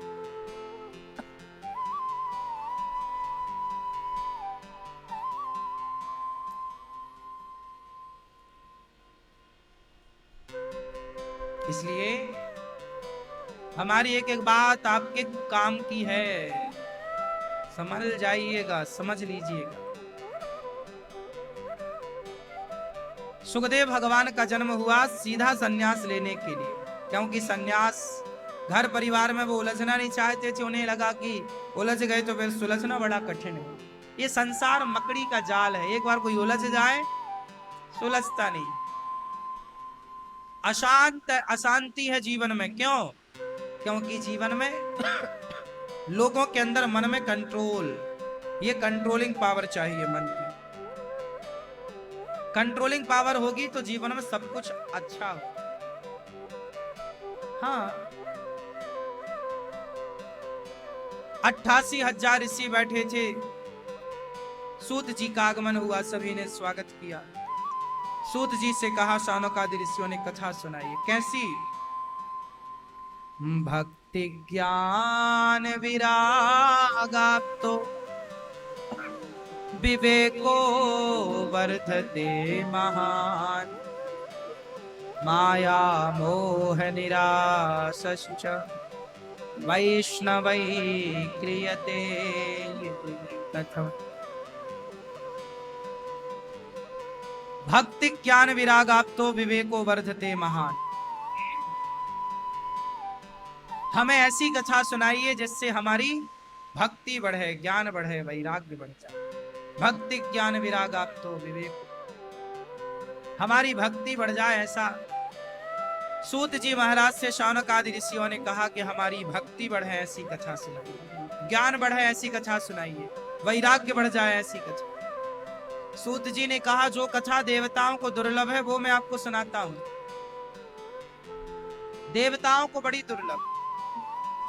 एक बार स्वर्ग का अमृत लेकर देवता आए, राजा परीक्षित जी से कहा, ये कथा हमें सुना दो, कथा हमें सुना दो, ये बदले में स्वर्ग का अमृत ले लो। सुखदेव भगवान बोले, कहा तुम्हारे स्वर्ग का अमृत कांच का टुकड़ा, कहा हमारी मणि। भला कांच का टुकड़ा लेकर मणि कौन देता है? क्वा सुधा क्व कथा लोके क्व कांचः क्व मणिर्महान्। कहा कांच का टुकड़ा? सुखदेव भगवान ने नहीं सुनाई। इंद्र को बड़ा बुरा लगा कि हमें कथा नहीं सुनाई। कथा को तराजू में रखा गया। इंद्र ने भागवत जी को एक तराजू में रखा, दूसरे पलड़े पर स्वर्ग के तमाम सुखों को रखा और तौल कर देखा तो भागवत जी का पलड़ा भारी था। क्योंकि भागवत कौन है? प्रत्यक्षः कृष्णैव, साक्षात भगवान ही वांगमय स्वरूप है। भागवत जी भगवान का वांगमय स्वरूप। भागवत और भगवान ये दो नहीं, भागवत और भगवान ये दो एक है। भागवत ही भगवान है और भगवान ही भागवत।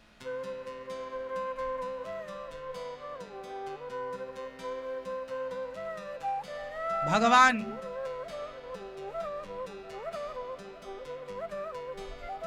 इंद्र चरणों में गिर पड़े। भगवान ने कहा कि कोई बात नहीं, तुम्हारा जो अज्ञान है वो दूर हुआ। भागवत से हमें भिन्न मत मानो। जो भागवत सुनता है वो भगवान को ही सुनता है। भगवान जब भी हृदय में जाएंगे ना तो भागवत से जाते हैं। प्रविष्टः कर्ण रंध्रेण। भगवान शब्द ब्रह्म गीता में लिखा है कि भगवान शब्द के रूप में है। भगवान किसके रूप में है? शब्द के रूप। जैसे जल लिक्विड फॉर्म में है ना? अधिक ताप में सोना भी लिक्विड फॉर्म में हो जाता है, पानी हो जाता है तपने से। उसी प्रकार भगवान शब्द के रूप में है। और शब्द जब कानों में आपके कथा के जाएंगे तो वो कानों से भगवान ही आपके भीतर विराजमान होंगे, प्रवेश करेंगे। कानों से ही सब खेल होता है। प्रवेश कर गए भगवान इंद्र चरणों में। इसलिए जो भागवत सुनता है, जो भागवत की कथा सुनता है, भगवान उनकी व्यथा सुनते हैं। तुम कथा सुनो, भगवान तुम्हारी व्यथा। इसलिए कथा सुना करो।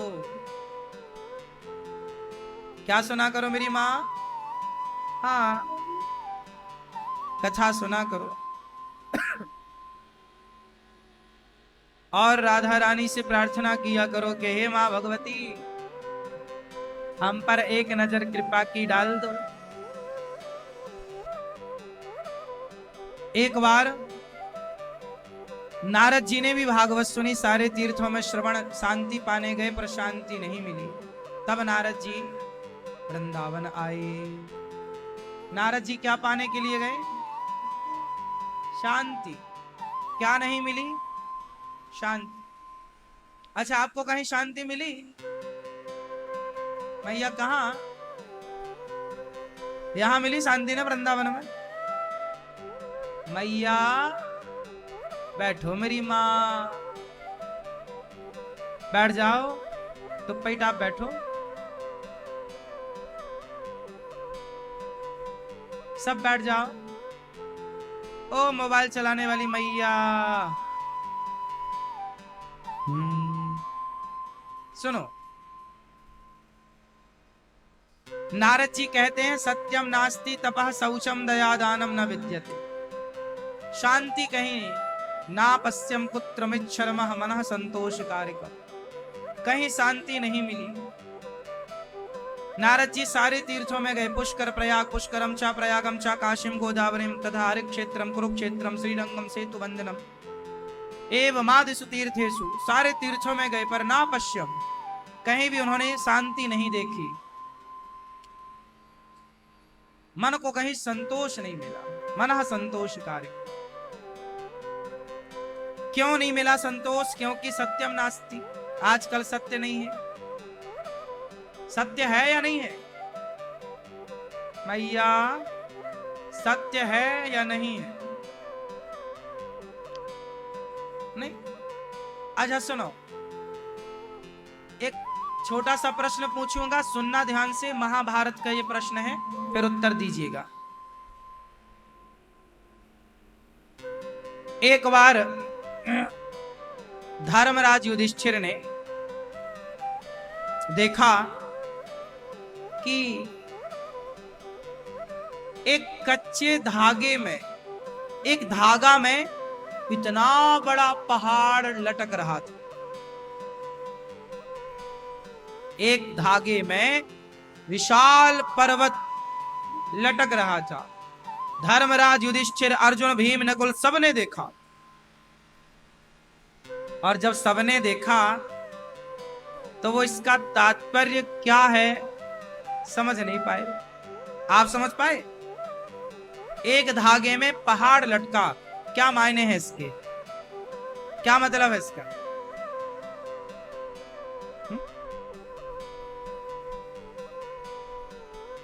एक धागे में पूरा पहाड़ लटक रहा था। भगवान से पूछा कि हे प्रभु आप उत्तर दीजिए क्या है। तब भगवान धर्मराज युधिष्ठिर की ओर देखते हुए कहते हैं, युधिष्ठिर ये कलयुग का दृश्य है। बोले कलयुग? कलयुग? हाँ। बोले कलयुग में ये क्या, एक धागे में पूरा पहाड़, इसका क्या तात्पर्य हुआ? तब कहा भगवान श्री कृष्ण ने कि अर्जुन, कलयुग में सत्य रह जाएगा एक धागे की तरह। कलयुग में सत्य रह जाएगा, मतलब कोई विरला, कोई करोड़ों में कोई एक सत्यवादी होगा। करोड़ों में कोई एक सत्यवादी होगा।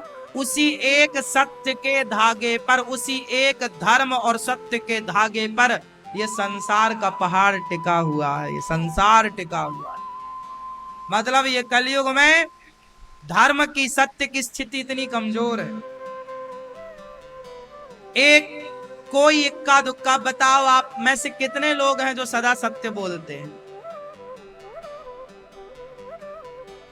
हैं? इसका मतलब क्या हुआ? सत्यम नास्ति। सत्य का मानो नाश हो गया। कैसा रहा सत्य? एक धागे की तरह। पूरा संसार ये थमा, केवल भारत नहीं, पूरा सृष्टि, ये पूरी सृष्टि यदि टिकी है तो बस एक धागे पर। वो एक कोई सत्यवादी कहीं होगा, कोई इक्का दुक्का सत्य बोलने वाले होंगे, तो उन इक्का दुक्का सत्यवादियों के बल पर, अच्छे लोगों के बल पर यह संसार टिका हुआ है, वरना ये कब का रसातल को चला जाता। इसलिए अपने बच्चों को सत्य का भी ज्ञान दो, धर्म का, सत्य का भी पाठ पढ़ाओ। सत्य का भी पाठ पढ़ाओ, जरूर सिखाओ। प्रिय भक्तों, नारद जी ने सारे तीर्थों में घूम घूम कर देखा। एक वृंदावन आए तो यहाँ एक कन्या उदास, देवी कौन हो? मेरा नाम भक्ति। ये कौन? ज्ञान मेरा बेटा। ये कौन? ये वैराग्य मेरा बेटा। भक्ति ज्ञान विराग आप तो विवेको वर्धते महान। उत्पन्ना द्रवणेशाहम वृद्धिम कर्णाटके गता। इस कलयुग में भक्ति महारानी कह रही है, मैं उत्पन्न हुई द्रविड़ देश में, वृद्धिम कर्णाटके, मैं द्रविड़ देश में उत्पन्न हुई, पली बढ़ी कर्नाटक में। कानों से कथा सुनते हैं, भक्ति बड़ी होती। उत्पन्ना द्रविणेशाहम वृद्धिम कर्णाटके गता। क्वचित क्वचिन, कहीं कहीं मुझे सम्मान मिला महाराष्ट्र में, कोई शरीर से सम्मान करे, कोई अपमान, पर गुजरात गुजर गई रातें भजन के बिना, मैं जीर्ण शीर्ण हो गई। भक्ति महारानी बहुत परेशान है, बहुत दुखी। इस कलयुग में कोई भक्ति करने वाले तो जैसे तैसे हैं, पर वो ज्ञान और वैराग्य के दुख से माता परेशान। इस कलयुग में कोई ज्ञान नहीं लेना चाहता, कोई वैराग्य नहीं लेना चाहता। और वही तो हमने बताया, वैराग्य की स्थिति ये है, लोग 100 जूता खा के भी पड़े हैं, नहीं निकल रहे हैं कि मन प्रभु में लगाएं, अब बेटा बेटी से हटाएं, मन लगाएं भगवान। नहीं, वो इतने जूता खा के भी वहीं रहेंगे। अच्छे तो विभीषण थे, एक लात में ही सुधर गए। कुछ लोग बातों से सुधर जाते हैं तो कुछ लोग लातों से सुधरते हैं। विभीषण जी कैसे सुधरे? बातों से कि लातों से? विभीषण जी कैसे सुधरे? जोर से। विभीषण जी कैसे माने? बातों से कि लातों से? हाँ, विभीषण जी लातों से माने। रावण ने लात मारा ना विभीषण को। हाँ, लंका में एक लात मार के निकाला विभीषण को रावण ने।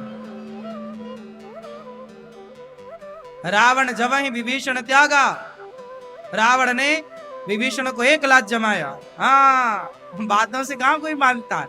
बातों से तो हनुमान जी ने बोला था चलो राम जी की शरण में, नहीं अभी तो। लात मारी रावण ने तो सुधर गए विभीषण, सीधा दौड़ के राम जी की शरण में आए। अब आप लोग बताओ, आप कैसे मानोगे? हमारी बातों से कि या घर परिवार वालों की लातों से? बातों से मान जाओ हमारी तो ठीक है। विभीषण जी लात खा के राम जी की शरण में आए, पर आ गए। अच्छा है कि आ गए। बातों से लातों से कैसे भी आओ, बस राम की भगवान की शरण में आओ। कल्याण शरण में आने से है, लाते बातें तो छूट जाएंगी बाद में। किस किस को बात समझ में आ रही है?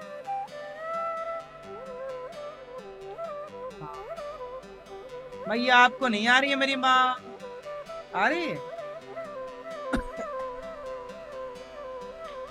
नारद जी महाराज बड़े दुखी हुए, परेशान हुए। भक्ति का दुख कैसे दूर हो? तब सत्कर्म सूचको नूनम, सत्कर्म करो नारद जी, कहा आकाशवाणी ने।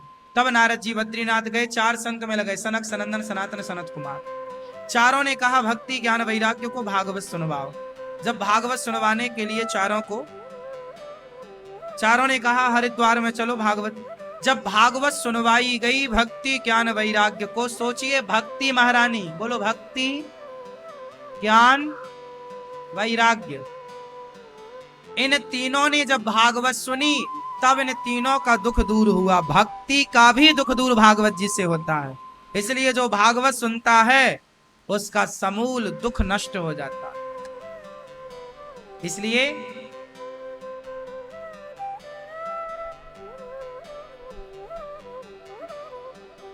तो भागवत सुनना चाहिए। जैसे अभी यहाँ पोथी पाठ चल रहा है, आपने अपने पितरों के लिए पूर्वजों के लिए बिठाया है। हमारे श्री लड्डू गोपाल जी भागवत सुन रहे हैं। आपका नाम लड्डू गोपाल जी, भगवान जी के नाम से करा रहे हैं। वाह, आपका नाम क्या है? हाँ? अच्छा, सुंदर। अशोक जी है ना? अशोक वाटिका। अशोक, ये अशोक वाटिका ही है जहां सीता माँ का शोक दूर हो गया था। आप लोगों का भी शोक दूर हो रहा, जो सबका शोक दूर कर दे वो अशोक। जो सबका शोक दूर कर दे वो अशोक। तो भक्ति ने क्या सुनी मैया, क्या सुनी?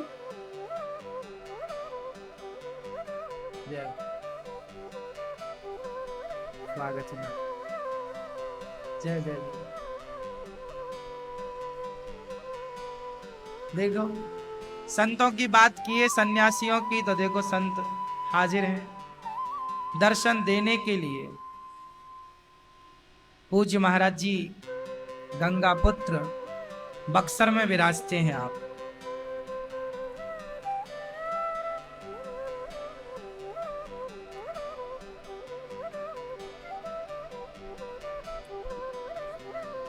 बोलिए संत भगवान की जय, ग्वारी गोपाल भगवान की जय।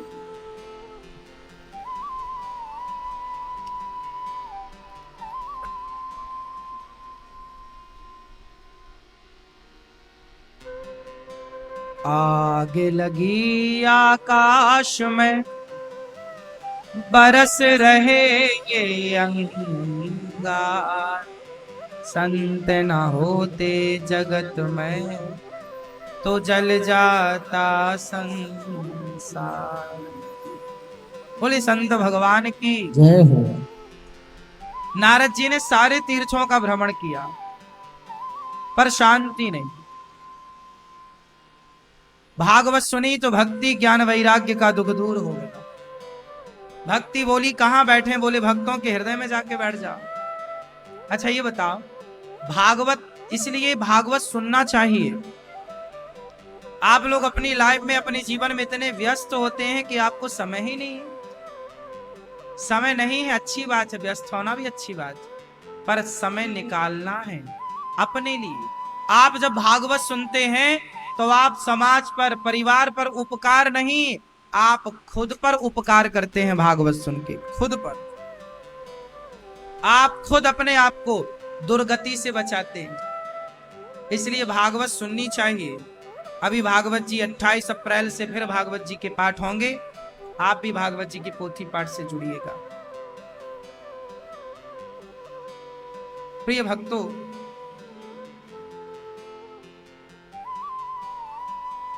भक्ति ज्ञान वैराग्य का दुख दूर तो हुआ। अब नारद जी ने कहा महाराज, कोई पापी व्यक्ति भागवत से तर जाए आश्चर्य नहीं, क्या कोई पुण्यात्मा भी भागवत से तरेगा? पुण्यात्मा तर जाए आश्चर्य नहीं, क्या कोई पापी से महापापी भागवत से तरेगा? हाँ, पापी हो पुण्यात्मा हो, कितना भी बड़ा पापी हो, भागवत सुनता है तो तर जाता। कोई पापी तरा? हाँ, एक पंडित जी थे, नाम आत्मदेव। आत्मदेव पुरे तस्मिन् सर्ववेद विशारदा। आत्मदेव नाम के एक पंडित जी थे, सभी वेदों के परम ज्ञाता। पत्नी का नाम था धुंधली। आत्मदेव जी के पास सब कुछ था, धन धान्य सब, एक चीज की कमी, पुत्र नहीं था। क्या नहीं था मेरी माँ? बेटा। बेटा, और जिसके बेटा नहीं होता वो बहुत परेशान हो जाते हैं बेटा। अच्छा, परेशान कोई क्यों होता है? क्योंकि इच्छा है। अच्छा, जिसके बेटा नहीं है और उसे बेटा चाहिए भी नहीं, इच्छा भी नहीं है, वो परेशान होगा? बोलो। क्योंकि परेशान बेटे से बेटा होने से या बेटा ना होने से परेशानी नहीं है, परेशानी है इच्छाओं के होने से। बेटा नहीं है तो बहुत लोगों के बेटा नहीं होता, मीराबाई के बेटा नहीं, लेकिन आपके बेटा नहीं है तो आपको इच्छा है कि बेटा होता। और ये जो इच्छा है बेटा होता, ये इच्छा आपको दुख दे रही है। बेटे के ना होने से आप दुखी नहीं है, बेटा ना होने का जो इच्छा है वो इच्छा खाए जा रही है। अच्छा, जिनके बेटा है उनकी इच्छा है कि बेटा मेरे हिसाब से चले, मेरी आज्ञा का पालन करे। अब बेटा आज्ञाकारी नहीं है, नालायक है, तो भी वो लोग रो रहे हैं, दुखी है, क्योंकि बेटा उनकी इच्छा के अनुसार नहीं चलता। तो जिनके बेटा नहीं है उनकी इच्छा है कि हो जाए, ये इच्छा है, और जिनका है उनकी ये इच्छा है कि ये मेरे हिसाब से चले। तो कुल मिला के दोनों जगह दुख का कारण इच्छा है। हाँ या ना मैया, समझ में आ रही है? कुल मिलाकर कारण कौन है दुख का? इच्छा। यदि आप विचार करो कि आपके अंदर कोई इच्छा ना हो, बेटे की, बेटी की, पैसे की, जमाने की, कोई इच्छा ही नहीं है, तो बताओ फिर आप दुखी हैं? दुखी हैं? आप अब एक सवाल आपसे उत्तर दीजिएगा, दुखी कौन है? जिसकी इच्छाएं ज्यादा है वो, या जिसकी कोई इच्छा नहीं है वो? कौन दुखी है? जिसकी इच्छाएं नहीं है। जिसकी इच्छा है, किसी भी चीज की इच्छा हो सकती है, जिसकी इच्छा है वो दुखी है, और जिसकी कोई इच्छा नहीं, इस संसार में सबसे सुखी वही है। आप कितने लोग सुखी होना चाहते हैं? हाथ उठा लो। सुखी होना चाहते हो तो आप अपनी इच्छाओं को खत्म कर दीजिए। चाह गई चिंता मिटी, मनवा वे परवाह, जिसको कछु ना चाहिए सो ही साहंसाह। सबसे बड़ा आदमी वो जिसे कुछ नहीं चाहिए, और सबसे गरीब वो जिसे बहुत कुछ। चाह जहां है वहां दुख है। इच्छा ही नहीं, हमारी कोई इच्छा ही नहीं। इसलिए संत लोग गाते हैं, वाह वाह रे मौज फकीरा की, कोई इच्छा नहीं। पेड़ की छांव में सो जाते हैं, जमी पर लेट जाते हैं, सिराना हाथ रखते हैं। हम तो अपना तकिया बिस्तर हमेशा साथ रखते हैं। दुखी वो है जिन्हें महल बनाने हैं, दुखी वो है जिन्हें महलों में रहने की इच्छा है। जो घास की झोपड़ी में है उन्हें महलों की इच्छा ही नहीं, वो खुश। हाँ या ना? हाँ मैया, आपकी इच्छा है कि मेरे पास एक रानी हार और आ जाए, बस पड़ोसन के पास है, मेरे पास और आ जाए। आप दुखी हो क्योंकि आपको हार की हो। पुरुषों को मेरे पास ये गाड़ी हो, ये बंगला हो, ये हो, एक जबकि आपके पास है पर और होना चाहिए। ये और की जो चाह है यही तो आपको दुख देती है। और ये इच्छाओं को पूरी करते करते आप पूरे हो जाते हैं, पर आपकी इच्छाएं पूरी। किसी की इच्छाएं पूरी हुई हो तो नाम बताओ। रावण की इच्छाएं हो गई पूरी, तुम्हारी हो जाएंगी। इसलिए इच्छाओं के गुलाम क्यों बने हो? इच्छाओं को ही निकाल कर फेंक दो, और जिस दिन इच्छाओं का त्याग कर देंगे, इस संसार के सबसे सुखी व्यक्ति आप होंगे। पर यह बात कितनी सरल है सुनने में, कितनी सरल है कहने में, लेकिन इसे जीवन में उतारने में जन्म लग जाएंगे। हाँ या ना? इसलिए ज्ञान की कमी आप लोगों के पास थोड़ी है। जो हम कह रहे हैं वो कोई नई बात थोड़ी, सब पता है आपको। ज्ञान पता होने से कल्याण नहीं होगा, ज्ञान को उतारना पड़ता है, चरितार्थ करना पड़ता है, उस राह पर चलना है। नारद जी महाराज कहते हैं कि कोई पापी मुक्त हुआ, पंडित जी आत्मदेव नाम है, उनकी पत्नी का धुंधली नाम है, पुत्र नहीं है, बड़े परेशान हैं। अच्छा, किसी को बेटा बेटी नहीं होता तो क्यों नहीं होता? कारण बेटा बेटी उनके होते हैं क्योंकि बेटा हमेशा ऋण चुकाने आता है बाप का। क्या चुकाता है? कर्जा, ऋण। जिसके सिर पर ऋण है उनके यहां तो बेटा आ गया, जिसके सिर पर ऋण था ही नहीं, ईश्वर ने उसको हर झंझट से बचा रखा है कि तेरे सिर पर ऋण था ही नहीं, क्यों बेटा बेटी के चक्कर में उलझाएं। इसलिए आपके कोई ऋण था ही नहीं, लेकिन अब आपको लगता है कि जी सबके है बेटा, हमारे भी होना चाहिए, तो देखा देखी में आप परेशान हैं। वरना ईश्वर ने तो आपको हर झंझट से मुक्त रखा है। बच्चे वाले लोग ज्यादा परेशान हैं। हाँ या ना? इसलिए संसार में आए हो तो आप अपनी जिंदगी तो जीते ही नहीं है। क्या जी रहे हैं आप, अपना बताओ। किसके लिए झूठ बोल रहे हैं आप लोग? किसके लिए कमा रहे हैं आप लोग? हाँ, बच्चों के लिए। फिर वही बच्चे वो बड़े होंगे, फिर उनके बच्चे होंगे, वो भी कहेंगे बच्चों के लिए। फिर उनके बच्चे बड़े होंगे, वो कहेंगे हम भी बच्चे। मतलब सब बच्चों के लिए कर रहे हैं। आप अपने लिए क्या कर रहे हैं? झूठ बोल रहे हैं बच्चों के लिए, बेईमानी कर रहे हैं बच्चों के लिए। बच्चे उस झूठ कपट के हकदार ना होंगे। वो पाप जो तुमने किया है वो तुम्हें भोगना पड़ेगा। अब तुम इस अज्ञान में जी रहे हो तो हम क्या करें? वो रत्नाकर की कहानी तो सुनी होगी। रत्नाकर नाम का एक डाकू था। वो जंगल में सबको लूट करके अपना सारा पैसा पत्नी को, बाप को, बच्चों को बांटता। एक दिन संत जी ने कहा, क्यों रे, ये जो पाप तू कर रहा है, इस पाप का बंटवारा कौन करेगा? तेरे धन संपत्ति का बंटवारा सब कर लेंगे, पर तेरे पाप का बंटवारा कौन करेगा? तो रत्नाकर बोला कि जिनको मैंने धन दिया वो पाप भी बांटेंगे। बोले पूछ करके आ। पूछने गया, बाप से बोला मेरा पाप बांटोगे? बोले बेटा पाप तो तू ही भोगेगा अपना, मुझे तो धन देता जा बस। पत्नी से कहा तुम भोगोगी मेरा पाप? ना महाराज, कहू ना काहू को सुख दुख कर दाता। हर व्यक्ति अपना भोगता। पत्नी के पांव में कांटा लगेगा तो दर्द पत्नी को होगा, पति के पांव में कांटा लगेगा दर्द पति को होगा। ऐसा थोड़ी कि पत्नी के कांटा लगा और दर्द पति को हो। भाई जो पाप किया है वही ना भोगेगा।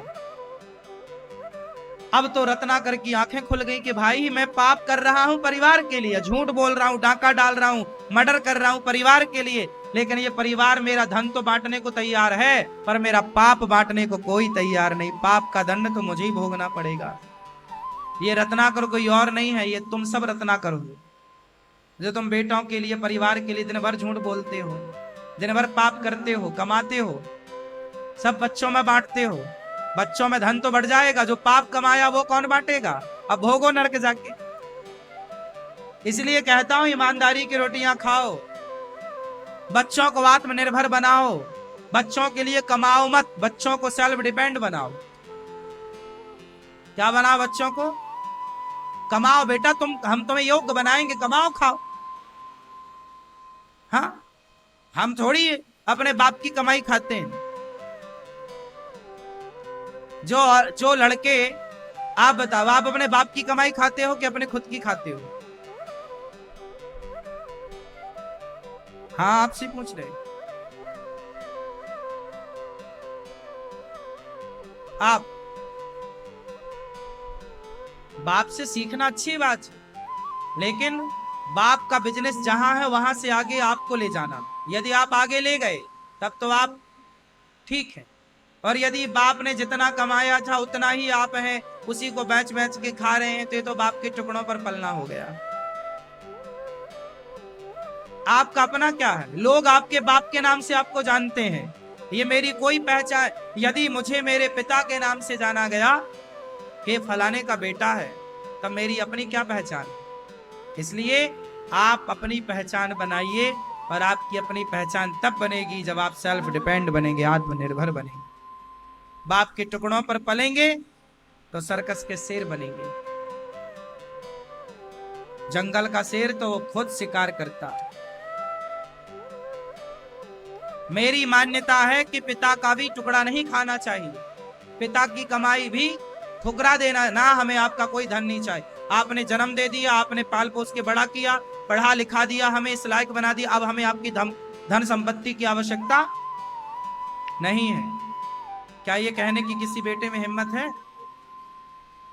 इसलिए ये दास अनिरुद्ध अपने जीवन में, मैंने जो कहा वो मैंने किया। मैं अपने पिता की एक भी संपत्ति नहीं चाहता। बोल देता हूं जो मन करे जिसे देना है दे दो। मुझे मेरे इन भुजाओं में बल होगा तो मैं खुद कमा के खाऊंगा, मुझे बाप की संपत्ति की जरूरत। स्वाभिमानी बनो, बाप की सेवा करो, माँ की सेवा तो करो, पांव धो के पियो माँ बाप के, ऋणी रहो माँ बाप के, पर संपत्ति ना चाहिए हमें आपकी। हमारी भुजाओं में खून हो, पानी ना हो। क्यों जी, क्या कहते हैं? बाप की संपत्ति लेना मतलब बाप के टुकड़ों पर बाप की, देखो बाप की संपत्ति तो बेटे की है ही, लेकिन आपका अपना क्या है ये पूछना। सवाल मेरा ये है कि आपका अपने क्या पहचान है, आपका अपना क्या, आपकी अपनी क्या इनकम है, क्या कमाई है, क्या वजूद है आपका, क्या स्टेटस है आपका। इसलिए अपना, बात समझ में आ रही है? कितने लोग मेरी इस बात से सहमत है कि बाप के टुकड़े पर भी बच्चों को नहीं पलना, सेल्फ डिपेंड बनना। सही है ये बात? आप हो ना, कुछ करते हो, पिता का ही काम संभालो, पर पिता के तरीके से और बेहतर तरीके से संभालो, उसे और बेस्ट करो, उत्तम करो और बढ़ाओ। मतलब पिता ने जो किया, जहां पिता ने स्टॉप किया, जहां पिता ने छोड़ा, आपको वहां से प्लस करना, आगे ले जाना, हाँ या ना? तब तो आपकी सफलता है। और आपने ब्रेक कर दिया और माइनस कर दिया तो आपका कुछ नहीं। इसलिए श्री आत्मदेव जी के संतान नहीं थी, बहुत पूजा पाठ यज्ञ जब तब किया। एक दिन पड़ोसी आया, बोलने लगा कि आपके घर में ना ये गाय है, ये क्यों नहीं बछड़ा बछड़ी को जन्म दे रही है? बोले कि ये पता नहीं क्यों नहीं दे रही है। पड़ोसी ने बोल दिया तुम्हारे बेटा नहीं है इसलिए गाय बछड़ा बछड़ी को जन्म नहीं दे रही और तुलसी सूख जाती है। इतना बढ़िया आत्मदेव जी का जीवन था, लेकिन उनके जीवन में पड़ोसियों ने जहर घोल दिया। आत्मदेव जी घर छोड़ के चले गए, जंगल में सोचे मर जाऊंगा। मरने की स्थिति में पहुंच गए तो एक संत जी आए। संत जी ने कहा मुंचा ज्ञानम प्रजारूपम बलिष्ठो बलिष्ठा कर्मणो गति। कर्म की गति बड़ी बलिष्ठ है। तू क्यों रो रहा है ब्राह्मण? महाराज मेरे बेटा ने, देखो आत्मदेव जी रो रहे हैं, बेटा नहीं है, बेटा नहीं। संत ने कहा कि बेटे से क्या लाभ, बेटे तो कुत्ता बिल्लियों के भी होते हैं, पशु पक्षियों के भी होते हैं। अच्छा आप लोग बताओ, आप लोगों ने विवाह किया कि नहीं? आप में से कितने लोगों ने विवाह किया? जिनका विवाह हो गया वो हाथ उठाए। सवाल दूसरा, आपने विवाह क्यों किया? आप सबने किया तो हमने भी कर लिया। आपने विवाह क्यों किया? हाँ? माँ बाप ने कहा कर लो, कर लिया। आपका अपना कुछ निर्णय नहीं था।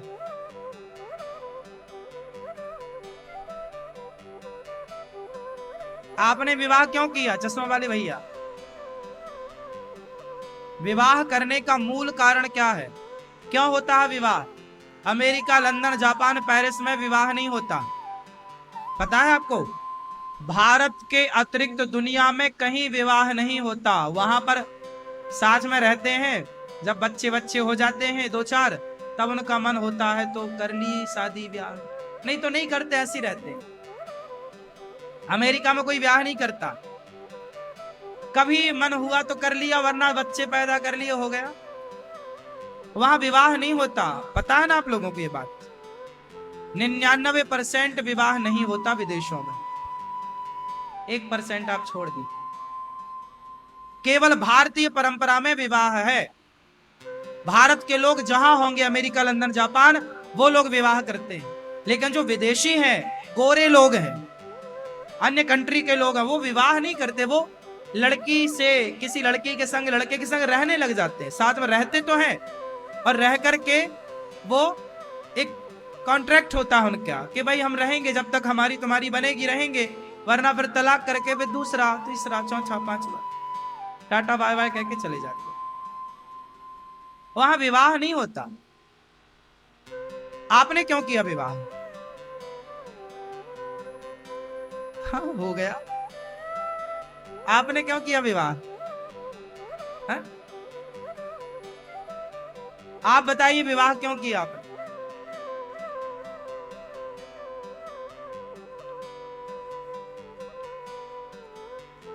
आपने क्यों किया विवाह? बच्चे पैदा करने के लिए। अच्छा, तो बच्चे तो सुअर के भी हो रहे हैं। बच्चे सुअर के हो रहे हैं, एक बार में थोक में 12-12। यदि आपने विवाह बच्चे पैदा करने के लिए किया है तो फिर बच्चे तो हो ही रहे। सोचिए कि आप लोगों के, कुछ लोगों के बाल पक गए, बुढ़ापा आ गया, लेकिन अभी ये नहीं पता चला कि विवाह हमने किया क्यों है। बता दूं, हमारी जो हिंदू परंपरा है सनातन धर्म की, कोई आपसे ये सवाल कर ले तो आप उत्तर दे पाओ और सटीक उत्तर दे पाओ। जो हमारा सनातन धर्म है, इस धर्म में विवाह की परंपरा है। विवाह के बाद ही आप स्त्री को टच करने के अधिकारी होते हैं, हाँ या ना? विवाह के पहले आप क्या किसी लड़की को टच करने के अधिकारी हैं? यदि आप कर रहे हैं तो वो गलत है, हाँ या ना? किसी पुरुष को स्पर्श करने के अधिकारी आप विवाह के बाद होते हैं। क्यों करते हैं विवाह? हमारे यहां विवाह के पहले कोई बच्चा पैदा कर ले तो उस बच्चे को पाप कहा जाता है, हाँ या ना? ये बात भारतीय परंपरा जो कह रहा हूं वो भारतीय संस्कृति है। कुत्ता बिल्लियों का ब्याह नहीं होता, उनके बच्चे होते हैं, लेकिन हम मनुष्य हैं, हमें कुत्ता बिल्ली का आचरण नहीं अपनाना। हम हिंदू सनातन धर्म में विवाह क्यों होता है? आपने कहा कि सब माँ बाप ने करा दिया तो हो गया, ये गलत उत्तर है। आपने कहा बच्चे पैदा करने के लिए विवाह किया, ये गलत उत्तर है। आपने कहा वंश को बढ़ाने के लिए विवाह किया, ये भी गलत उत्तर है।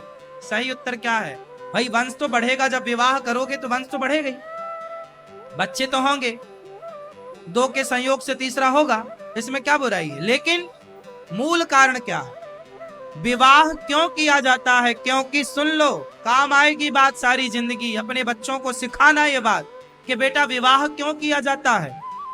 आज लड़कियों को बताओ, लड़कों को बताओ, नहीं बताते हो, इसलिए लड़का लड़की गलत आचरण पे चले जाते हैं।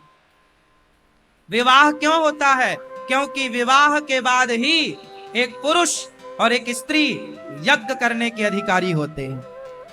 ईश्वर की आराधना में यज्ञ सहयोगी है, और वो यज्ञ तब तक नहीं होगा जब तक आप गृहस्थ आश्रम में नहीं होंगे। बिना पत्नी के कोई पुरुष यज्ञ नहीं कर सकता, बिना पति के कोई स्त्री यज्ञ नहीं कर सकती। इसलिए मंडप के नीचे जो होता है वो आपका जो विवाह, वो विवाह भी एक प्रकार का यज्ञ होता है। इसलिए विवाह में जब पत्नी की मांग पति भर लेता है, उसके बाद आहुति डलती है, पहली बार पति पत्नी एक साथ आहुति, क्योंकि आपका विवाह शुरू हुआ। रिश्ते की शुरुआत जो होगी, वो रिश्ते की शुरुआत होगी एक यज्ञ से। इसलिए हमारे यहाँ विवाह एक यज्ञ है। लेकिन आजकल आप लोगों ने से विवाह को शराब का अड्डा बना रखा है। आजकल विवाह में शराब पिए बिना शादी नहीं होती लोगों की। शराब बिल्कुल धुत होते हैं लोग, शराब पी के चलो जी आज पार्टी है, शादी है। शादी का मतलब आज शराब हो गया है, हाँ या ना? जबकि शादी का मतलब था यज्ञ। सोचिए आपकी बुद्धि कितनी भ्रष्ट हो गई है कि यज्ञ को आप शराब का अड्डा बना रहे। आपका मतलब है जो लोग बना रहे हैं। विवाह क्यों होता है? यज्ञ के अधिकार के लिए। आप कोई भी पूजा करेंगे, कोई भी अनुष्ठान करेंगे, आपकी पत्नी की आपके अर्धांग होती है, वो हम क्या बोलते हैं, ये हमारी अर्धांगनी। कोई भी पुण्य का कार्य पत्नी के बिना नहीं, पति के बिना नहीं। इसलिए राम जी ने जब यज्ञ किया था तो वशिष्ठ जी ने रोक दिया कि आप यज्ञ करने के अधिकारी नहीं है, क्योंकि आपकी पत्नी आपके साथ नहीं है। तब भगवान राम ने कहा क्या करें? बोले पत्नी को लेकर आओ। बोले पत्नी ला नहीं सकते, क्योंकि उस समय माता सीता वनवास में संत जी की कुटिया में थी, लाए कैसे?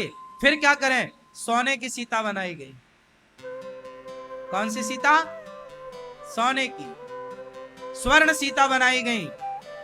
यदि पत्नी ना होती, माता सीता ना होती, तो राम जी यज्ञ करने के अधिकारी नहीं थी तो सोने की सीता बनाएगी। इसलिए हमारी पत्नी केवल भोग का सामान नहीं। आज के लड़का लड़कियों को समझाओ, आजकल तो शादी हुई सीधा हनीमून मनाने निकलते हैं, क्योंकि शादी किया ही भोगों की पूर्ति के लिए, जबकि शादी का उद्देश्य भोगों की पूर्ति नहीं, यज्ञ की आराधना है, ईश्वर की आराधना है। पति पत्नी दोनों एक यज्ञ, दोनों साथ में मिलकर यज्ञ करो, और विधिवत यज्ञ करके और फिर स्त्री गर्भवती होगी तो उस यज्ञ के प्रभाव से, उस आपके भजन के प्रभाव से जो आपकी संतान होगी वो समाज से भी समाज कल्याणी होगी, राष्ट्र से भी होगी। उस संतान से देश का कल्याण होगा। राम जैसी संतान उत्पन्न करने के लिए दशरथ जी ने भी पहले यज्ञ किया था, पुत्रेष्टि यज्ञ। हाँ या ना? किया। राम के जन्म के पहले क्या किया दशरथ जी ने? यज्ञ किया। क्योंकि जब यज्ञ हुआ, यज्ञ में खीर की आहुति डाली गई, वही खीर लेकर अग्नि भगवान प्रकट हुए और फिर यज्ञ का फल दिया, और यज्ञ के प्रभाव से दशरथ जी के राम, दशरथ जी के यहाँ पुत्र कैसा हुआ? समाज का कल्याण करने वाले राम। समाज का कल्याण करने वाली संतान चाहते हो तो श्रेष्ठ यज्ञ आचरण करना पड़ेगा, श्रेष्ठ कार्य करना पड़ेगा, यज्ञ विधान करना, अच्छे कार्य करने पड़ेंगे। और ऐसे तुम टपोरी पैदा करना चाहते हो तो फिर ठीक है, हनीमून मनाओ। तो तुम्हारे हनीमून से हो कौन रहे हैं पैदा? नालायक बच्चे पैदा हो रहे हैं, कर तो लिए बच्चे हैं किसी काम के नहीं, माँ बाप कोई पानी नहीं दे रहे हैं गिलास भर। तुम्हारा सम्मान, तुम्हारी इज्जत माटी में मिला रही है तुम्हारी औलाद, ये तो तुमने पैदा की है। अब रो रहे हो महाराज जी बेटा हमारा चोरा भाग गया, किसी लड़की भाग गई। अब तुम बिना विधान के जब संतान पैदा करोगे तो वो नालायक ही होगी। कैसी संतान चाहते हो आप लोग, नालायक या लायक? जोर से। तो लायक के लिए कुछ करना पड़ेगा। लायक लोग ऐसे मिल जाते हैं, हाँ? इसलिए यज्ञ, विवाह एक यज्ञ है, विवाह एक यज्ञ। बताओ ये बात सही है ना? बिना पत्नी के पूजा होती है? जब यज्ञ की आहुतियां डाली जाएंगी तो पति आहुति डालेगा और पत्नी बगल में होगी। बिना पत्नी के आप यज्ञ मंडप में अंदर जाने के अधिकारी नहीं है, वेद विधान है ये। किसी की पत्नी मर चुकी हो या पत्नी छोड़ चुकी हो तो वो पुरुष भी यज्ञ का अधिकारी नहीं। इसलिए कहता हूं, पत्नी के रहते संसार का हर पुण्य का कार्य दोनों जोड़े से कर लो। हर अनुष्ठान, हर अच्छा कार्य कर लो, क्योंकि पति के बाद फिर आप किसी विशेष अनुष्ठान के अधिकारी नहीं होंगे।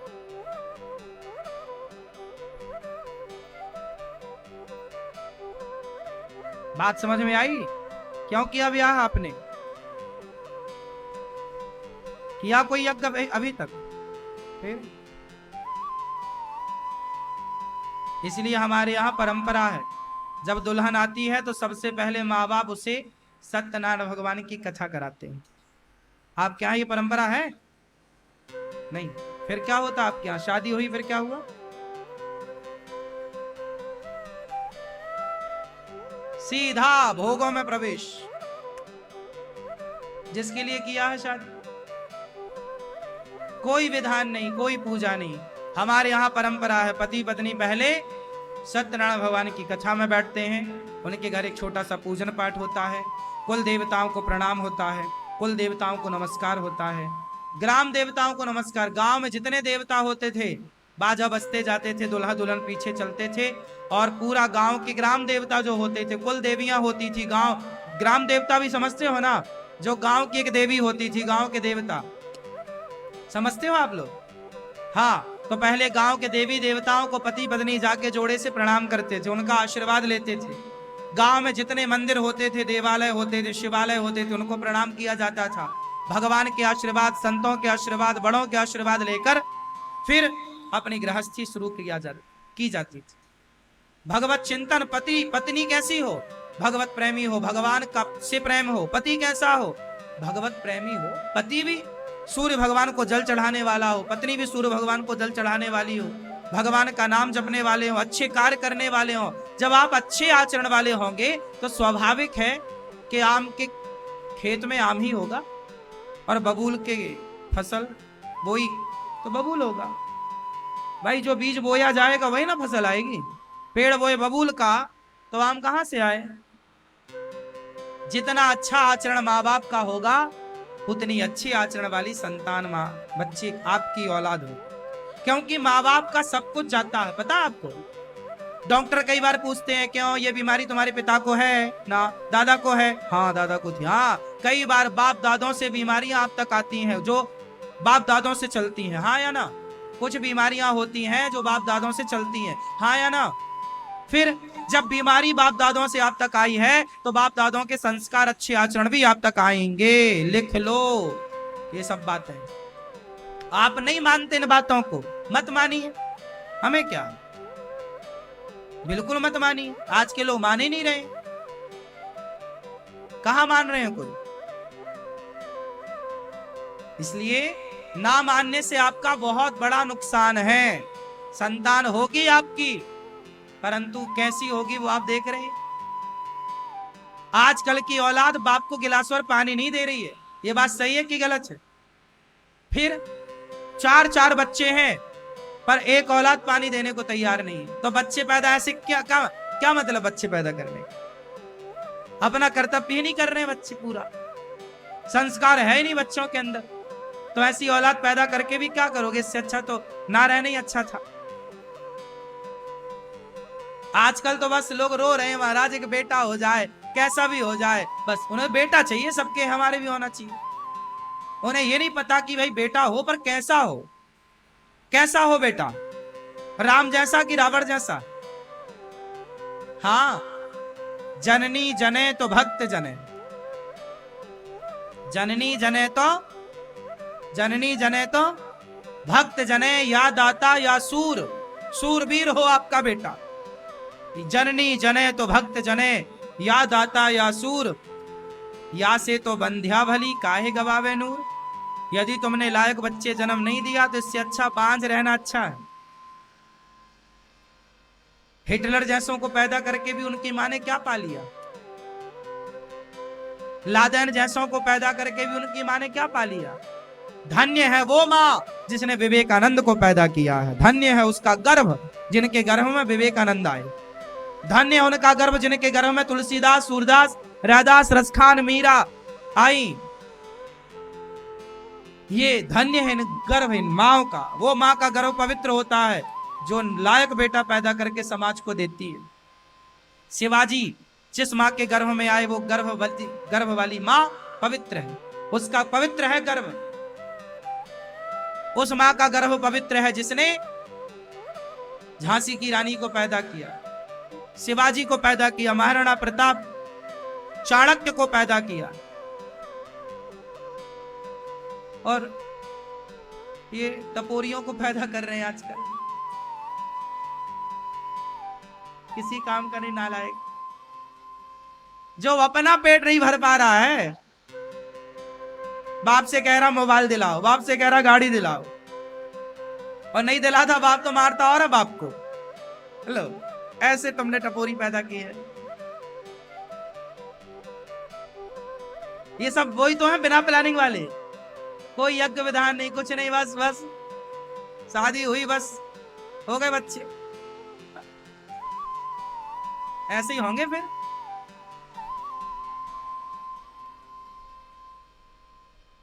इसलिए बच्चों को संस्कार दो, और संस्कार आप भी लो, सिर्फ दो मत लो, आप भी उस मर्यादा का पालन करो। आप भी संस्कारी बनो, बच्चों को बनाओ अच्छे। घर में आपके पूजा पाठ होती रहनी चाहिए, घरों से घंटी और शंख की ध्वनि निकलनी चाहिए, कीर्तन भजन की ध्वनि निकलनी चाहिए, संध्या की आरती होनी चाहिए। संध्या समझते हो, शाम संध्या आरती होनी चाहिए। भगवान का नाम हो, भगवान का कीर्तन हो, भगवान के आश्रित हो, भोग बनाओ तो भोग लगना चाहिए। जो बने पहले भोग लगे, नाश्ता जो बने आपके घर, सवेरे आपका पोहा जलेबी बनता है उसका भोग लगना चाहिए, सवेरे आपका कचौरी बन रही उसका भोग लगना चाहिए, दोपहर को आपको दाल चावल सब्जी रोटी खीर पूड़ी इमरती बन रही है उसका भोग लगना चाहिए, शाम को आपके जो बन रहा है उसका भोग लगना चाहिए। और भोग लगना कैसे चाहिए? बोले पवित्र अवस्था में बनाना चाहिए भोजन। स्त्रियों को नहा कर बनाओ, क्योंकि वो भोग बन रहा है, प्रसाद बन रहा है, वो बच्चे खाएंगे, प्रसाद खाएंगे तो बुद्धि निर्मल होगी, निर्मल बुद्धि होगी तो निर्मल, क्योंकि खाने से ही खून बनता है, खाने से ही तेज बनता है, खाने पीने अन्न से ही सब ना निर्माण होता है। यहाँ तक कि पुरुषों का वीर्य भी खाने पीने से बनता है। तो जितना बेस्ट खाओगे उतना अच्छा तेज तैयार होगा, और उसी से जब गर्भाधान होगा तो उसी वीर्य से तो फिर संतान भी बनेगी। तो मूल रूप में तो खाना पीना ही हुआ। जितना पवित्र, इसलिए कहता हूं पवित्र खाओ, भोग लगा के खाओ। कुछ भी, आप तो बाजार का सब खाते हो, जो कुत्ता खाता है ना आजकल आदमी, वो सब कुछ खा रहा है। हाँ या ना? आपके खाने का धर्म नहीं है साहब, कहीं भी खाते हो, कुछ भी खाते हो। अब बता, कुछ भी खा रहे हैं, अब तुम कुछ भी खा रहे हो तो तुम्हारी संतान भी कुछ भी होगी।